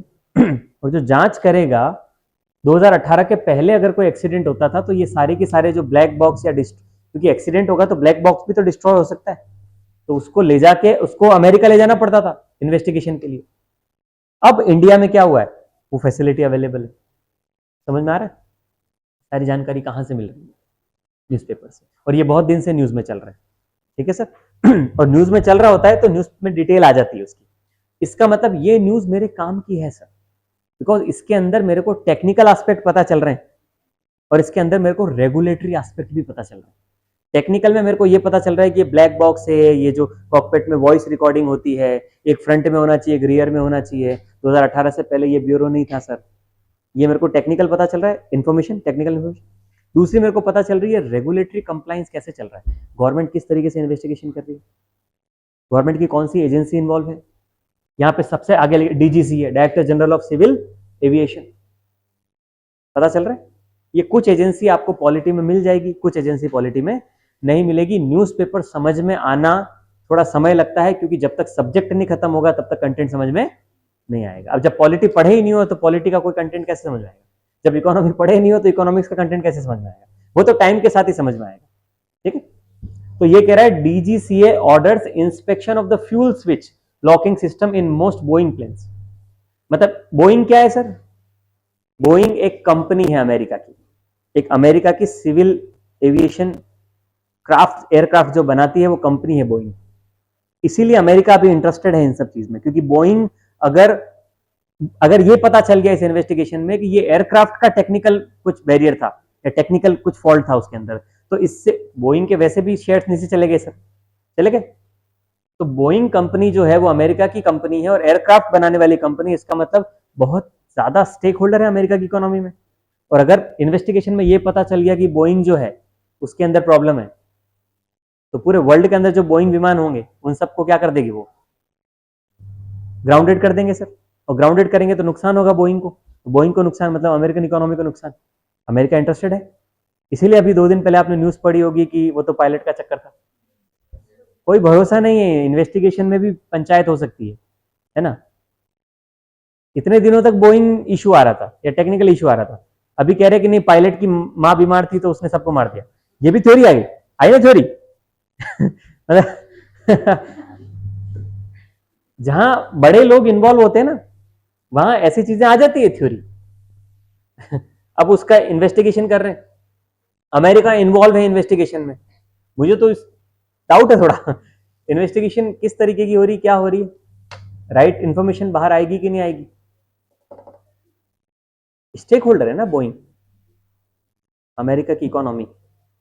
चलो ये सब बात, ये तो सस्पिशन वाली बातें हैं, ये आपके काम की नहीं है, सोचना है इनको बस। ठीक है, तो डीजीसीए ने ऑर्डर किया कि बोइंग प्लेन्स जो है उनका फ्यूल स्विच लॉकिंग सिस्टम जो है उसको इन्वेस्टिगेट करना है। तो चलो, in line with the special bulletin issued by the US FAA in 2018। तो यूएसए का जो ये फेडरल एविएशन एडमिनिस्ट्रेशन है, फेडरल एविएशन एडमिनिस्ट्रेशन है 2018 में, ये सब इतना रट्टा नहीं मारना है, बस इसको रीड करना है सिंपली। कोई वर्ड नहीं समझ में आए गूगल पे सर्च करना है, उसको पता लगाना है। शुरू शुरू में ये एक्सरसाइज मुश्किल है थोड़ी, पर एक चीज याद रख लो, एक वर्ड एक बार अगर समझ में आ गया तो अगली बार वो वर्ड वापस आपको परेशान नहीं करेगा। और ऐसे ही आप 1 महीना, 1.5 महीना, 2 महीना, 3 महीना में कम से कम 300, 400, 500 नए शब्द सीखोगे, और वो सीखने ही है। क्योंकि वो शब्द अगर मान लो आप इंटरव्यू में गए और इंटरव्यूअर ने बोल दिया क्वेश्चन, आप बोलोगे इसका मतलब बताना पहले, वो कहेगा बेटे तुम एक काम करो, तुम्हें अभी थोड़ा सा टाइम लगेगा, टाइम, समझ रहे हो। चाहे आप इंग्लिश से आ रहे हो चाहे हिंदी से आ रहे हो, वर्ड्स तो आपको आने चाहिए ना, वोकेबलरी बढ़ाना पड़ेगा सर, है ना। इसका मतलब ये न्यूज रीड करने वाली है, हर न्यूज के अंदर से कुछ मिल जाएगा जरूरी नहीं है, कहीं कहीं सिर्फ रीड करने वाली है, उसमें से कुछ एक्सट्रैक्ट करना नहीं है, सिर्फ रीड करने वाली है। तो मैंने अपना स्टार्ट किया, मैंने इसको मार्क कर दिया कि ये मुझे पढ़ना है, तो मैंने इसको मार्क कर दिया कि हाँ ये रीड करना है, या मैं इस पे आर लिख दूं, ठीक है, या मार्क कर दो। फिर गए, फिर इधर आए, CM takes a step up, तो आपने देखा कि भैया ये तो ऊपर कूद रहे हैं, चीफ मिनिस्टर हैं, ठीक है, उमर अब्दुल्ला, तो ये नॉट वेरी इंपॉर्टेंट। आगे चलोगे, enjoy free speech with self restrain not abuse से supreme court, talks of guidelines. Free speech आ गया सर, आर्टिकल 19 कॉन्स्टिट्यूशन का, freedom of speech and expression.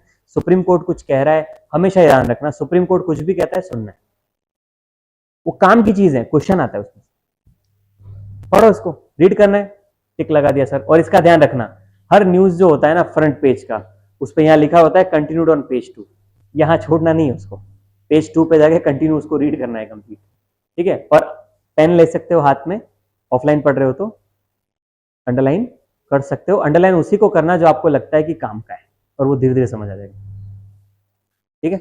फिर आ रहा है, India China ties have made good progress, border D escalation is की, says Jaishankar. Bharat के विदेश मंत्री भारत और चीन के रिश्तों पर बात कर रहे हैं, पढ़ना है सर, मार्क कर दिया रीड में। मोस्टली फ्रंट पेज की सारी न्यूज पढ़नी ही होती है, फिजूल न्यूज देता ही नहीं वो।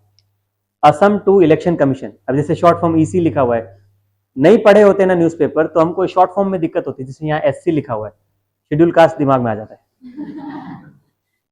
रोज रीड करेंगे तो पता चल जाएगा कि भाई एससी अलग होता है, ये सुप्रीम कोर्ट की बात कर रहा है, ईसी मतलब इलेक्शन कमीशन की बात कर रहा है, सब धीरे धीरे समझ में आ जाएगा। Wait for our NRC before intensive roll revision, अभी जो बिहार में रोल रिवीजन चल रहा है सर इलेक्ट्रल रोल पे, ठीक है, तो ये रीड करना है। और देखो क्या आ रहा है, government reach limit of what it can do, centre to Supreme Court as execution nears. ये जो महिला है निमिषा प्रिया, आपको याद होगा, इसका केरला की नर्स है जिसको यमन में फांसी दी जा रही है, एक मर्डर का ही इल्जाम है शायद इसके ऊपर, है इसमें ये डिप्लोमेटिक बात है अब इंडिया और यमन के बीच की, ठीक है। तो जस्ट गेट द इंफॉर्मेशन, कई चीजों में सिर्फ इंफॉर्मेशन आपको पता होना चाहिए कि अच्छा ऐसा कुछ हो रहा है, ठीक है। Life sentence, ₹10 lakh fine, anti sacrilege bill across faiths in the Punjab. अब ये पंजाब में एंटी सैक्रिलेज क्या होता है सर, एंटी सैक्रिलेज बिल आ रहा है अगर पंजाब की असेंबली में, इसका मतलब सैक्रिलेज, एंटी सैक्रिलेज मुझको पता होना चाहिए, तुरंत गूगल जाओ, सर्च करो sir, getting it. So whenever you don't know something, do not get fear, do not have fear in your mind that ओ यार ये तो मुझे पता ही नहीं है, फिर सर दर्द होने लगता है यार, न्यूज़पेपर में तो समझ नहीं आ रहा कुछ, गूगल है ना सर, एंटी सैक्रिलेज सर्च करो, सैक्रिलेज का मतलब नहीं पता देखो, लिखो उसके अंदर, ठीक है। फिर आता है at the end of 5 day gladiatorial fight with England, India fall just short, Jadeja stand tall. ये भारत जो हारा था, ठीक है, नहीं पढ़ना है, दुख होता है नहीं मतलब काम का नहीं है, नॉट वेरी मच काम का, ठीक है। फिर इधर एक न्यूज छूट गई थी साइड में, Shukla's spacecraft just before undocking, 18 days on space station, Shukla heads home, splash down in Pacific today। भाई वो शुक्ला जी गए थे, ठीक है, शुभांशु शुक्ला जी, 14 दिन का ट्रिप था, 18 दिन गुजार के आए हैं। 14 days का ट्रिप था ना, कहाँ था? International space station. Science and tech में ISS के बारे में पढ़ोगे, यहाँ एक टर्म यूज हो रहा है डॉकिंग, डॉकिंग अनडॉकिंग क्या होती है, ये सब स्टैटिक पार्ट में पढ़ोगे साइंस में, है ना। इसका मतलब ये इंपॉर्टेंट है हमारे लिए। मोस्टली फ्रंट पेज की सारी न्यूज इंपॉर्टेंट होती है, रीड करना है उसको, इन्फॉर्मेशन के लिए तो रीड करना ही है। चलें आगे। फर्स्ट पे जो बच जाता है उसकी डिटेल किस पे होती है? सेकंड पे। तो सेकंड पेज पे वही फर्स्ट की कंटिन्यू न्यूज होती है। एडवर्टाइजमेंट। अब आता है the city. I am telling you, अगर आपके पास जो न्यूज़पेपर आ रहा है उसके अंदर द सिटी का कॉलम है, आपको नहीं पढ़ना है, क्योंकि वो जहां का न्यूज़पेपर होता है ना वहां की सिटी आती है। जैसे ये दिल्ली का न्यूज़पेपर है तो इसके अंदर दिल्ली की इंफॉर्मेशन है, ठीक है। We don't go alone to the farm, fear alarm as leopard stalk Delhi village. अब ये पढ़ने वाली न्यूज नहीं है हमारे लिए, ठीक है। गांव में एक लेपर्ड घूम रहा है, पीछे कभी भाग सकता है, तो हम क्या करें? ये सिटी का न्यूज है, द सिटी नहीं पढ़ना है आपको, क्योंकि नागपुर में आएगा इंडियन एक्सप्रेस तो नागपुर का न्यूज होता है ना। मुंबई में मुंबई का न्यूज होता है, कलकत्ता में कलकत्ता का होता है, जयपुर में जयपुर का होता है, तो वो लोकल न्यूज होती है। कभी कभी इसमें काम की न्यूज भी आती है, तो एक बार आंखों से निकाल जरूर लेना, ठीक है। आंखों से हटाओ चश्मा, आंखें तो मिलाओ जी, ऐसा है गाना है ना एक, अपने सन इन लॉ की बात उनसे करवाओ जी, ऐसा कुछ है ना। है घर, है पैसा, है गाड़ी, अब 2 जोड़े में लड़की भेजो, लड़की हुई हमारी, ओके बाय। गजब का कॉन्फिडेंस। अब आप हमसे पूछेंगे कि कितने पैसे कमाते हैं, है ना, जितना आपकी बेटी एक महीने में उड़ाती है, मेरी गाड़ी एक हफ्ते में उतना तेल खाती है।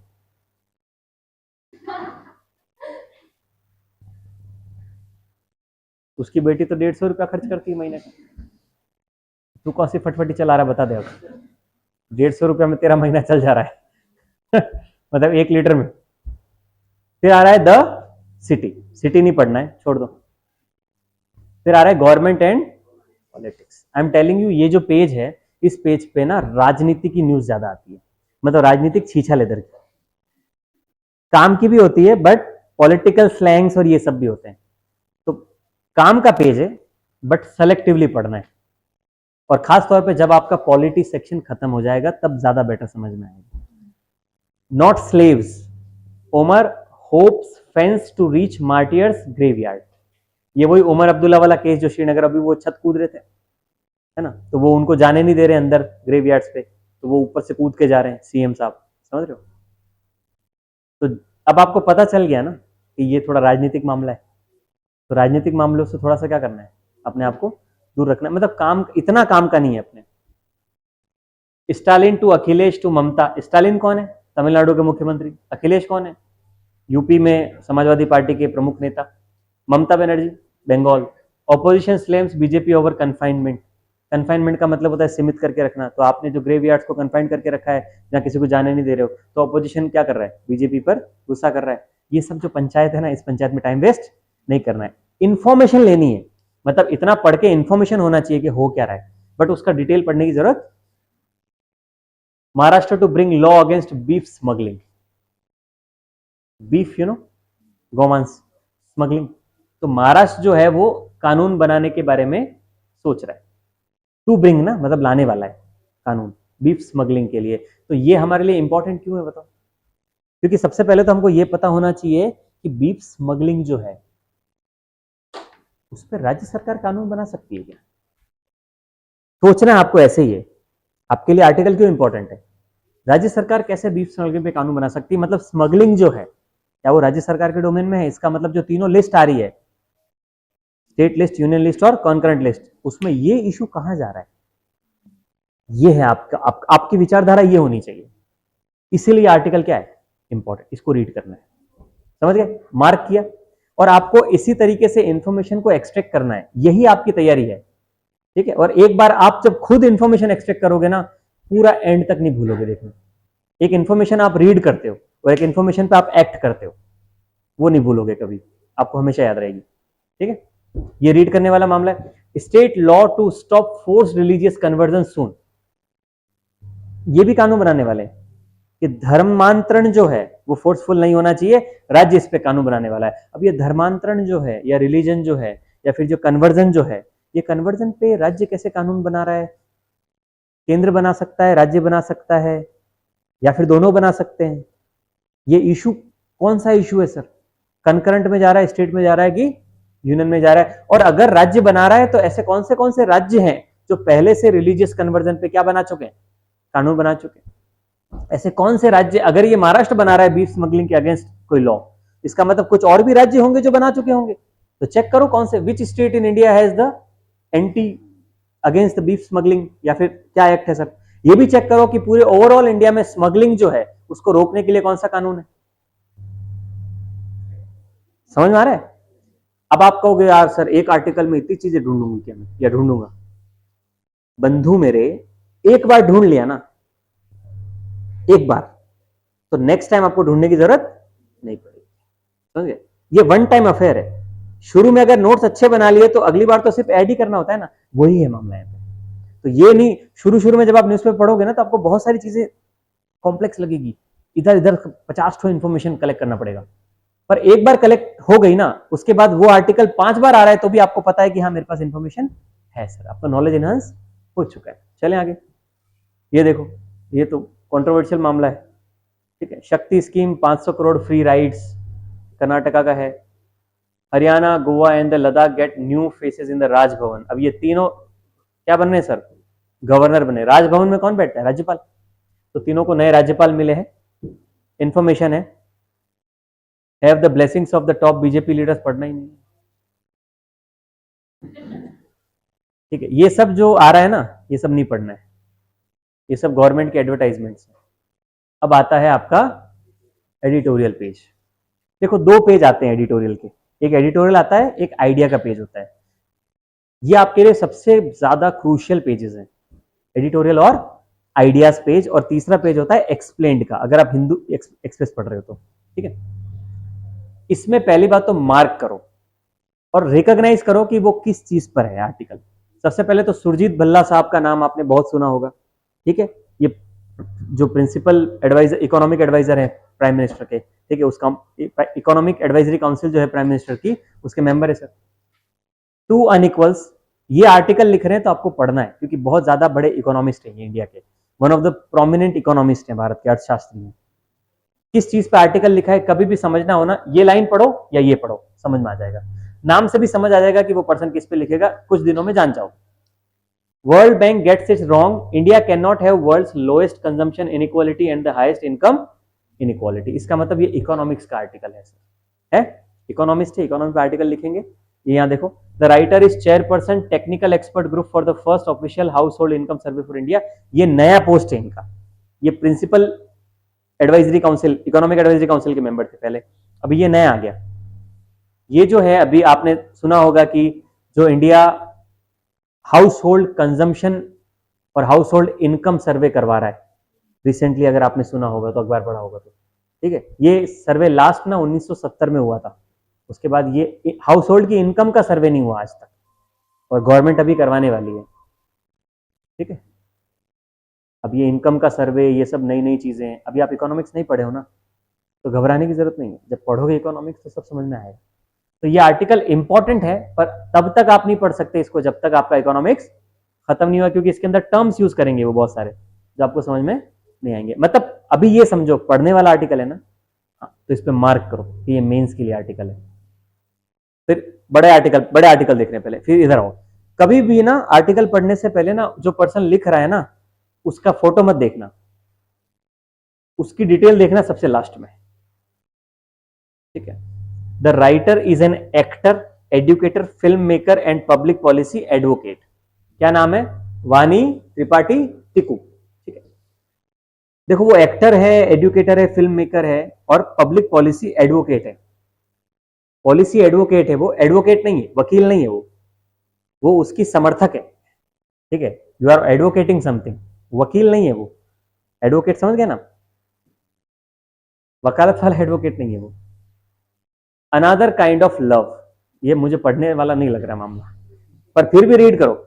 आप जैसा कोई आप जैसा कोई doesn't wage war on patriarchy, it ask it to listen. ठीक है, patriarchy in Indian cinema has often been dramatised as violence, a father opposing a marriage, a man slapping his wife, or an overt villain controlling the heroine's choices. But its most persistent form is subtle, woven into affection, justified by culture and the disguise as care. ये article पढ़ने वाला है, ठीक है, हाँ नहीं, इसीलिए कह रहा हूँ थोड़ा सा इन्फॉर्मेशन पहले ले लो, और ये जो शॉर्ट होता है ना इसका, इसमें पता चल जाएगा पेट्रियार्की पे आर्टिकल है ये, और स्पेशली सिनेमा फोकस, बिकॉज ये एक्टर भी है और एजुकेटर भी है, तो कहीं ना कहीं इसमें आपको इंसाइट मिल सकता है। But I am telling you, बहुत सारे आर्टिकल पढ़ने वाले होंगे, सब नहीं पढ़ सकते, आपको लगा ये भी पढ़ने वाला, ठीक है, दो हो गए। अब आपका आइडियाज पेज, ये इसके जस्ट सामने होता है। आइडियाज पेज में आ रहा है योगेंद्र यादव। योगेंद्र यादव जो है वो एक पॉलिटिकल पर्सन है, पर पॉलिटिकल पर्सन के अलावा ये एक प्रोलिफिक राइटर भी है, ठीक है। इनकी स्वराज इंडिया एक खुद की पॉलिटिकल पार्टी है, पहले आम आदमी पार्टी में थे केजरीवाल के साथ, फिर उन्होंने अलग अपनी पार्टी बना ली, Swaraj party, but Swaraj India. पर ये बहुत प्रोलिफिक पर्सन है, जेएनयू से पढ़े हुए हैं और इनके इनसाइट बहुत अच्छे होते हैं। It does not stop in Bihar, danger of SIR, SIR आपको पता है ना, that is special intensive revision जो चल रहा है अभी, स्पेशल इंटेंसिव रिवीजन जो चल रहा है अभी इलेक्ट्रल रोल का, वो कह रहा है it does not stop in Bihar, Bihar में नहीं रुकने वाला ये। Dangers of SIR exercise are much larger, at stake is the foundational principle of the universal adult franchise.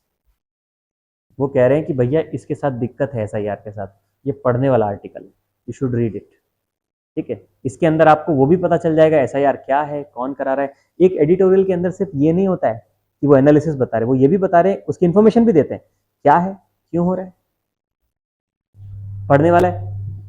Vandita Mishra ji, I think ये सुप्रीम कोर्ट की लॉयर है या हाई कोर्ट की लॉयर है, हाई कोर्ट की जज है शायद, वेट लेट मी चेक, नहीं लिखा हुआ है, नहीं ये एक्सप्रेस इंडिया की है, कोई और है फिर।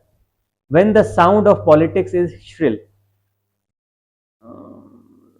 apocalyptic politics is an abdication of the democratic humility and the responsibility to negotiate a middle ground in the country to great diversity।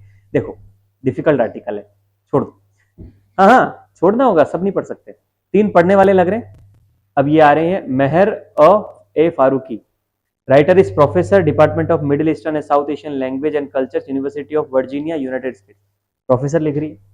In Naim Sahib twain did meet CM Naim स्टेडल, नहीं पढ़ना है, छोड़ो, हाँ नहीं छोड़ना पड़ेगा। अब आपका एक और चीज आता है एक्सप्रेस नेटवर्क, इसमें न्यूज होती है बहुत सारी सर, इनको पढ़ना है, ठीक है, ये इन्फॉर्मेशन है, इन्फॉर्मेशन ले लो। San Rachel model and advocate against colour bias dies by suicide, Chennai, ठीक है। Saroja Devi, a star beyond language and region, veteran actor Saroja Devi dies at 87, ठीक है। एक्सप्रेस नेटवर्क पे न्यूज होती है इंडिया की, पढ़ना है, read out. Express network 3 page हो गए एक्सप्रेस नेटवर्क के। इकोनॉमी, इकोनॉमिक पेज तभी समझ में आएगा जब इकोनॉमिक्स पढ़ लोगे, ठीक है। Retail inflation eases to 2.1 opens room for the more RBI rate cut, economics पढ़ोगे, मॉनेटरी पॉलिसी पढ़ोगे तो समझ में आएगा, ठीक है। Economics page is becoming important.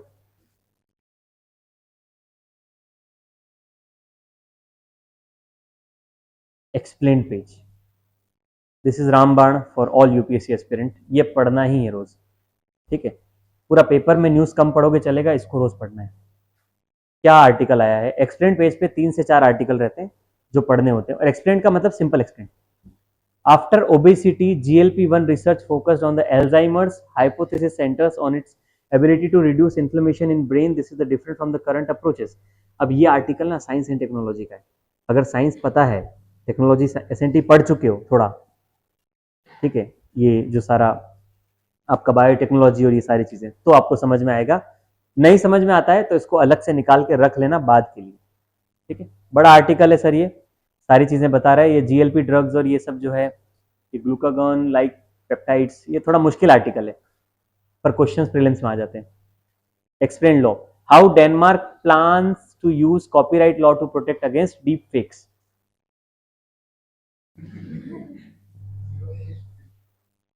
नहीं ठीक है, डीप फेक्स पे आर्टिकल है, ये पढ़ सकते हो। 2 ही आर्टिकल आए हैं इसमें, यूजुअली 3-4 आर्टिकल आते हैं। Get it sir? ये हो गया। तो आपको ये पता चल गया कि गवर्नमेंट एंड पॉलिटिक्स पे एक पेज है पूरा, ठीक है। ये स्पोर्ट्स का पेज है, बाद में स्पोर्ट्स पेज को थोड़ा लाइटली देखना है। आपको क्या क्या मिल गया? आपको गवर्नमेंट पॉलिटिक्स पे एक पेज मिला, आपको एक पेज किस पे मिला? इकोनॉमी पे मिला सर। आपको एक पेज किस पे मिल रहा है? स्पोर्ट्स पे मिल रहा है। स्पोर्ट्स नहीं पढ़ोगे चलेगा, पर आपको पढ़ना क्या है? गवर्नमेंट पॉलिटिक्स देखना है, इकोनॉमी का पेज पढ़ना है, एक्सप्लेन्ड का पेज पढ़ना है, एडिटोरियल सेलेक्टिव पढ़ना है सर। एक पेज जो हमने छोड़ दिया वो है वर्ल्ड का, जो शुरू में था, ठीक है।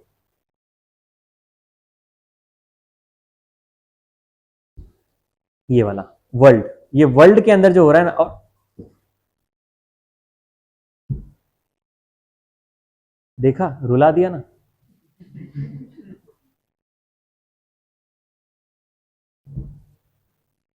Trump very severe tariff on Russia if Ukraine war isn't resolved in 50 days. अब ट्रम्प भाई तो टैरिफ खेल रहा है। तो ये न्यूज जो है, सारा सारा नहीं पढ़ना है ना, पूरा पेज होता है। पर्सपेक्टिव ले लो कि क्या हो रहा है। मैं कह रहा हूं 1.5 से 2 घंटे से ज्यादा नहीं जाना है न्यूज़पेपर में, ठीक है। सीरिया में क्या हो रहा है, Cambodia, blah blah blah. Heat wave climate turns Europe into summer paradise lost, ठीक है। हो गया। धीरे धीरे अभ्यास करके ही मिलेगा सफलता, मिलेगी मतलब। समझ आ गया सर? न्यूज़पेपर पढ़ना स्टार्ट करो, और नहीं समझ में आए तो पूछेंगे। 1.5 से 2 घंटा पढ़ना ही है न्यूज़पेपर। शुरू में दिक्कत आएगी, पर पढ़ना है। सब्जेक्ट जैसे जैसे खत्म हो गए वैसे वैसे कंटेंट समझ में आने लगेगा, ठीक है।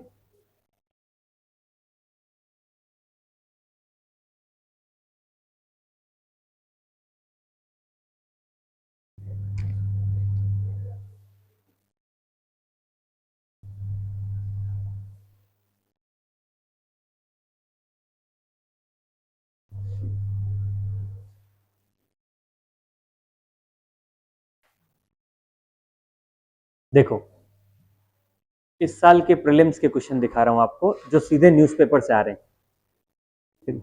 ये क्वेश्चन दिख रहा है, इसमें क्वेश्चन पूछा है, ये रीजन है और वो कंट्री है सर, और वो पूछ रहा है इनमें से कितने मैच हो रहे हैं, कितने मैच हो रहे हैं।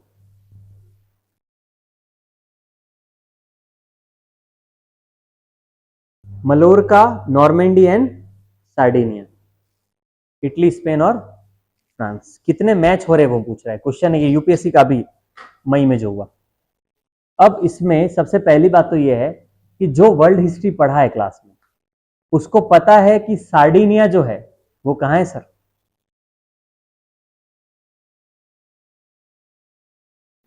It's in Italy, Piedmont Sardinia. हम लोग क्लास में पढ़ते हैं, मतलब ये करंट अफेयर्स का क्वेश्चन नहीं है। मतलब ये जो लास्ट वाला है सार्डिनिया, ये आपका किसका क्वेश्चन है? वर्ल्ड हिस्ट्री में है। सार्डिनिया जो रीजन है, हम पढ़ते ही हैं वर्ल्ड हिस्ट्री में उसको, पिडमेंट सार्डिनिया। वो कहां है सर? इटली में। तो क्या सार्डिनिया फ्रांस में हो सकता है? नहीं होगा। इसका मतलब एक तो मैच नहीं हो रहा है सर। वो कह रहा है कितने मैच हो रहे हैं, वो 1 2 3 पूछ रहा है। तो तीनों ही पता होंगे तो ही सही होगा क्वेश्चन, एक सही होने से नहीं होगा। तो फ्रांस में नहीं हो सकता, इसका मतलब वो मैच नहीं हो रहा। तो मुझे बताओ, ये नॉलेज कहां से मिला आपको? आपके वर्ल्ड हिस्ट्री के बेसिक से मिला सर। इसका मतलब ये मैच नहीं हो रहा है। अब कितने बचे? 2। अब जब एक मैच नहीं हो रहा है, इसका मतलब या तो 2 आंसर होगा या एक आंसर होगा। ऑल 3 आंसर नहीं होगा सर, है ना। और नन हो सकता है आंसर, कि कोई मैच नहीं हो रहा। अब आता है मलोरका एंड द नॉर्मेंडी। अब ये नॉर्मेंडी कहां से आया सर? ये वर्ल्ड न्यूज़पेपर का कटिंग डाला है इसके साथ। World leaders veterans commemorate the D day 80th anniversary in the Normandy. ये कब का न्यूज है? 6 जून 2024, और मई 2025 के प्रीलिम्स में ये आया है। इसीलिए मैं कहता हूं 1.5 साल का न्यूज पढ़ना है। जो पढ़ा होगा इंडियन एक्सप्रेस या हिंदू, ये एक्सप्रेस का कटिंग है, आया 6 जून 2024 का न्यूज है ये कौन खड़े हैं? इमानुएल मैक्रन, भारत के प्राइम मिनिस्टर विजिट भी किए थे। आया नॉर्मेंडी, तो नॉर्मेंडी कहाँ है सर? फ्रांस। अब प्लेसेस इन न्यूज पे हर साल एक क्वेश्चन आता है, और वर्ल्ड के कुछ कुछ प्लेसेस को इस तरीके का क्वेश्चन देता है। 10 साल से ये प्रैक्टिस है। इसका मतलब जब तुम न्यूज़पेपर पढ़ते हो, उसमें जो वर्ल्ड वाला पेज है, उस वर्ल्ड वाले पेज में जहां आपको कुछ प्लेसेस मिल रहे हैं जो फेमस हो रहे हैं, उन प्लेसेस को आपको पता करके चलना है कि ज्योग्राफी में वो कहाँ लोकेटेड है। नॉर्मेंडी आया ना सर, गेटिंग इट? सबको नहीं कर सकते, सबको करने बैठोगे तो पागल हो जाओगे, पर आपके प्लेसेस इन न्यूज मतलब आपका मैप आपको पता होना चाहिए। और नॉर्मेंडी तो बहुत फेमस है, क्योंकि ये जो डी डे है, इस डी डे का डिस्क्रिप्शन आपको इधर भी मिलेगा। कहाँ पे? डी डे का डिस्क्रिप्शन कहाँ मिलेगा? वर्ल्ड हिस्ट्री में। और नॉर्मेंडी का डिस्क्रिप्शन भी वर्ल्ड हिस्ट्री में है। पर चलो वो थोड़ा एडवांस हो गया कि नॉर्मेंडी वगैरह नहीं पढ़ोगे आप, बट ये तो पता चल गया सर नॉर्मेंडी स्पेन में नहीं, क्योंकि नॉर्मेंडी कहाँ है सर? फ्रांस में। 2 मैच हो रहे क्या? नहीं हो रहे। अब बचा कौन? मल्लोर का। अब क्या मल्लोर का इटली में है? तो 2 एलिमिनेट हो गए, मतलब या तो ओनली वन आंसर है या फिर नन आंसर है। चलें आगे। Mallorca the end of party tourism article था सर न्यूज़पेपर में। Getting it? ये एक्सप्रेस में ही था। After the pandemic related time out the Spanish island of Mallorca, मतलब मल्लोर का कहाँ है सर? स्पेन। ये कहाँ बता रहा है? इटली। समझ गए? इसका मतलब क्या है? गलत है। इसका मतलब तीनों ही मैच नहीं हो रहे। Answer is your D. ये तो हमने कटिंग किया है, जो पेपर देके आया उसने ये लगाया है, ठीक है? अपना आंसर नहीं है, ये तो अपन कटिंग करके लिए ना पेपर जो आया था। तो answer is none. Important part, थोड़ा सा कॉमन सेंस भी यूज करना है, ठीक है? क्वेश्चन जब ऐसे आते हैं तो थोड़ा दिमाग लगाओ। अगर आपको पता चल गया कि सार्डिनिया कहाँ है? इटली में। अगर आपको पता चल गया नॉर्मेंडी कहाँ है, इसका मतलब मलोर का कहाँ होगा? स्पेन में। इसका मतलब तीनों ही मैच नहीं हो रहे। अगर 2 मैच नहीं हुए तो यूजुअली तीसरा भी मैच नहीं होता है, अगर नीचे 2 का मैच आपको सामने मिल रहा है। समझ आ रहा है? जरूरी नहीं है ये हमेशा होगा, बट अगर नीचे वाले 2 जो हैं इनका मैच अगर आपको मिल गया तो पॉसिबल है कि तीसरे का मैच तीसरा होगा। तो 2 मैच नहीं हो रहे तो तीसरा मैच नहीं होगा, पर ये प्रैक्टिस जरूरी नहीं है सब जगह लगे। आंसर, ये पूरा क्वेश्चन क्या मुश्किल है? नहीं है, अगर आप न्यूज़पेपर पढ़े हो और आपका बेसिक्स लग रहा है तो। Getting it? चलो आगे। ये अभी इस साल का प्रीलिम्स है। ये देखो question number 99। Country resource rich, मतलब ये देश और ये रिसोर्स रिच, और सेम क्वेश्चन वैसे ही, कितने मैच हो रहे हैं? इस चीज को देख के कोई घबराएगा नहीं कि अरे यार क्या पंचायत हो रहा है, ठीक है? आपको तैयारी उस तरीके से करनी है कि क्वेश्चन सही हो। सिंपल क्वेश्चन भी है बहुत सारे, ये भी सिंपल ही है। बोट्सवाना, चिली और इंडोनेशिया। पहली बात तो ये क्वेश्चन स्टैटिक का है, क्योंकि ज्योग्राफी में आप पढ़ते हो कंट्रीज और रिसोर्सेस, की रिसोर्सेस का डिस्ट्रीब्यूशन वर्ल्ड में, तो उसमें आप डायमंड के बारे में पढ़ ही लेते हो, लिथियम भी पढ़ लेते हो सर, निकल भी मोरलेस पढ़ लेते हो, नहीं तो न्यूज में आ जाता है। अब ये क्वेश्चन है, सबसे पहले आ रहा है बोट्सवाना और डायमंड। इंडिया में डायमंड इंडस्ट्री कहाँ है सर? सूरत में, हमको पता है, सूरत तो डायमंड हब है सर। सूरत में डायमंड हब है, और ये देखो 12 अगस्त 2024 का इंडियन एक्सप्रेस का आर्टिकल है, job losses and salary cuts hit Surat diamond hub, distress pushes workers to break. Diamond का जो हब है वहां पे दिक्कत आ रही है सर, ठीक है? इसका मतलब diamond itself is in news, और डायमंड न्यूज में है। तो आपकी करंट अफेयर्स की क्लास में हमने, आई थिंक कुछ था करंट अफेयर्स में, हाँ आप थे ना, हमने करंट अफेयर्स की क्लास होती है जब प्रीलिम्स होता है उसके 4 महीने पहले, 4-4.5 महीने की करंट अफेयर्स की क्लास होती है। वो जो 1.5 साल का करंट अफेयर्स है ना, क्लास में ही पढ़ाया जाता है, पर खुद से पढ़ना है। तो उसके अंदर हम जब डायमंड के बारे में पढ़ रहे थे तो हमने देखा था कि सूरत में हब है, और वर्ल्ड में कौन सी कंट्रीज, अब सूरत में हब जो है, सूरत में डायमंड निकलता थोड़ी है, सूरत में डायमंड आता है जो रफ डायमंड होता है, और वहां पे उसकी क्या होती है? पॉलिशिंग, और उसको शेप दिया जाता है सर, वो इंडस्ट्री है। सूरत में डायमंड थोड़ी निकलता है। तो हमको ये तो पता लगाना पड़ेगा कि सूरत में डायमंड आ कहां से रहा है।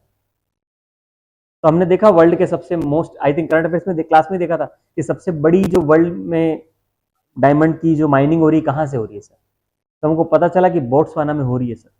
ठीक है, और आप देखेंगे एक और न्यूज देखेंगे आपको पता चलेगा कि world second largest diamond with 2492 carat discovered in Botswana, ये न्यूज में था सर, 22 अगस्त 2024 का न्यूज है वर्ल्ड का सेकंड लार्जेस्ट डायमंड कहां मिला सर, बोट्सवाना में। और ये हाईएस्ट डायमंड प्रोड्यूसिंग कंट्रीज कौन है sir, Russia, Botswana, Canada, democratic Republic of Congo है सर। तो पूरे वर्ल्ड के मैप के अंदर आपको ये पता होना चाहिए कि कौन सी कंट्री किस रिसोर्स में रिच है सर, समझ आ गया, सारा कुछ है उसके अंदर, किसके अंदर, आपकी एटलस के अंदर। मिल गया सर, मतलब बोट्सवाना क्या है सर, ट्रू है सर। फिर आता है चिले और लिथियम। भारत में लिथियम प्रोड्यूस होता है क्या, बहुत कम, मीगर। भारत में कोई रेडियो एक्टिव मटेरियल प्रोड्यूस होता है क्या, आप पढ़ेंगे इंडिया का न्यूक्लियर जो स्टेब्लिशमेंट पढ़ेंगे ना कि भारत न्यूक्लियर एनर्जी कहां कहां, न्यूक्लियर जो रिएक्टर्स है कहां कहां लगे हुए हैं भारत में, जो 7-8 रिएक्टर्स लगे हुए हैं भारत में, कहां कहां लगे हुए हैं, उन रिएक्टर्स को क्या चाहिए, इनपुट चाहिए ना। भारत में कोई रेडियो एक्टिव मटेरियल प्रोड्यूस होता है क्या, होता है सर, वर्ल्ड का लार्जेस्ट होता है, दैट्स थोरियम। थोरियम है भारत में बहुत ज्यादा, ठीक है। और ये लिथियम और जो बाकी होते हैं वो तो यूरेनियम वगैरह तो इंडिया इंपोर्ट करता है, थोरियम बहुत है, बट थोरियम का एनरिचमेंट अभी पॉसिबल नहीं है। जो रेडियो एक्टिव मटेरियल होता है, पढ़ेंगे साइंस में, रेडियो एक्टिव मटेरियल को डायरेक्टली आप यूज नहीं कर सकते, उसको एनरिच करना पड़ता है, उसका एक आइसोटोप बनाना पड़ता है तो वो न्यूक्लियर एनर्जी प्रोड्यूस कर पाता है, साइंस में पढ़ेंगे आप एसएनटी में। लिथियम और चिली कोई रिलेशन है सर लिथियम प्रोडक्शन का, अगर आपको नहीं पता तो करंट अफेयर्स में था सर, कहाँ था, lithium find in Jammu Kashmir, Bharat के जम्मू कश्मीर में लिथियम मिला था सर, ठीक है। Chile with the most reserve ready to share know how, इसका मतलब चिली में क्या है, लिथियम है सर। और इंडिया कहां से इंपोर्ट कर रहा है ये भी आपको पता होना चाहिए। मिल गया सर, चिली लिथियम सही है। फिर आता है इंडोनेशिया और निकल। अब निकल का कोई आइडिया नहीं है सर, निकल को यूजुअली कम पढ़ते हैं, ठीक है, पर वापस वही वाली बात है, energy transition, India remains highly dependent on imports of critical minerals. अब ये क्रिटिकल मिनरल्स के बारे में आप अपनी स्टैटिक कोर्स में पढ़ते हो, क्लासरूम कोर्स में, ज्योग्राफी में, क्रिटिकल मिनरल्स कौन से हैं सर, ठीक है, कौन से खनिज हैं जो क्या है, क्रिटिकल है। टॉप 9 निकल प्रोड्यूसिंग कंट्रीज में इंडोनेशिया और फिलीपींस और न्यू सेलेडोनिया कहाँ आ रहे हैं, टॉप निकल कंट्रीज बाय प्रोडक्शन, ठीक है। और India remains highly dependent on import for minerals critical to accelerating its energy transition with a full reliance on shipping in lithium, cobalt and the nickel. ये question इसी article से आया है, lithium और निकल। और जब वो बता रहा है कि इंडिया की क्रिटिकल मिनरल्स में डिपेंडेंस इंपोर्ट पर है, और वो भी लिथियम, कोबाल्ट और निकल, तो आपको तीनों का लार्जेस्ट प्रोड्यूसर कौन है, या फिर तीनों कहां से इंडिया क्या कर रहा है, इंपोर्ट कर रहा है, पता होना चाहिए। हम ना करंट अफेयर्स के क्वेश्चन देख रहे हैं, इन क्वेश्चंस को देख के ये मत सोचना कि ऐसे ही क्वेश्चन आते हैं क्वेश्चन सिंपल बहुत सारे हैं इसके अंदर, पॉलिटी इकोनॉमी के बहुत बेसिक सिंपल क्वेश्चन है। ये तो हम न्यूज़पेपर से कैसे रिलेट हो रहा है वो बता रहे हैं। न्यूज़पेपर से हो गया क्वेश्चन सर, मतलब तीनों के तीनों मैच हो रहे हैं, इसका मतलब क्या आ रहा है, ऑल ऑफ।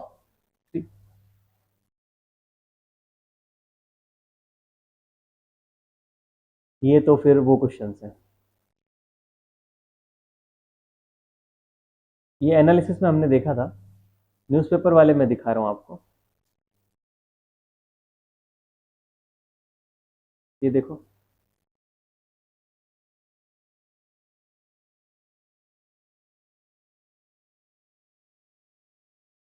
ये petroleum and natural gas regulatory board, ये भी न्यूज में था।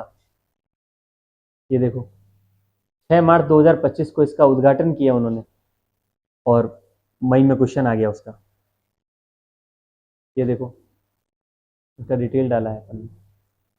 सारे क्वेश्चन नहीं बता रहे हैं आपको, बस न्यूज़पेपर वाले इंपॉर्टेंट बता रहे हैं, न्यूज़पेपर में जहाँ अपने को मिला है कुछ ना कुछ। अरुणाचल प्रदेश का क्वेश्चन आया, इको सेंसिटिव, 10 अक्टूबर 2024 का न्यूज़ है, और 2025 के अप्रैल में क्वेश्चन आया है। मतलब कम से कम अगर आप रेगुलर न्यूज़पेपर पढ़े हो ना, ये देखो पीएम सूर्य घर मुफ्त बिजली योजना, ये न्यूज में थी सर, February 13, 2024, है ना, इसीलिए 1.5 साल का, 1.5 साल में टकरा जाएगा।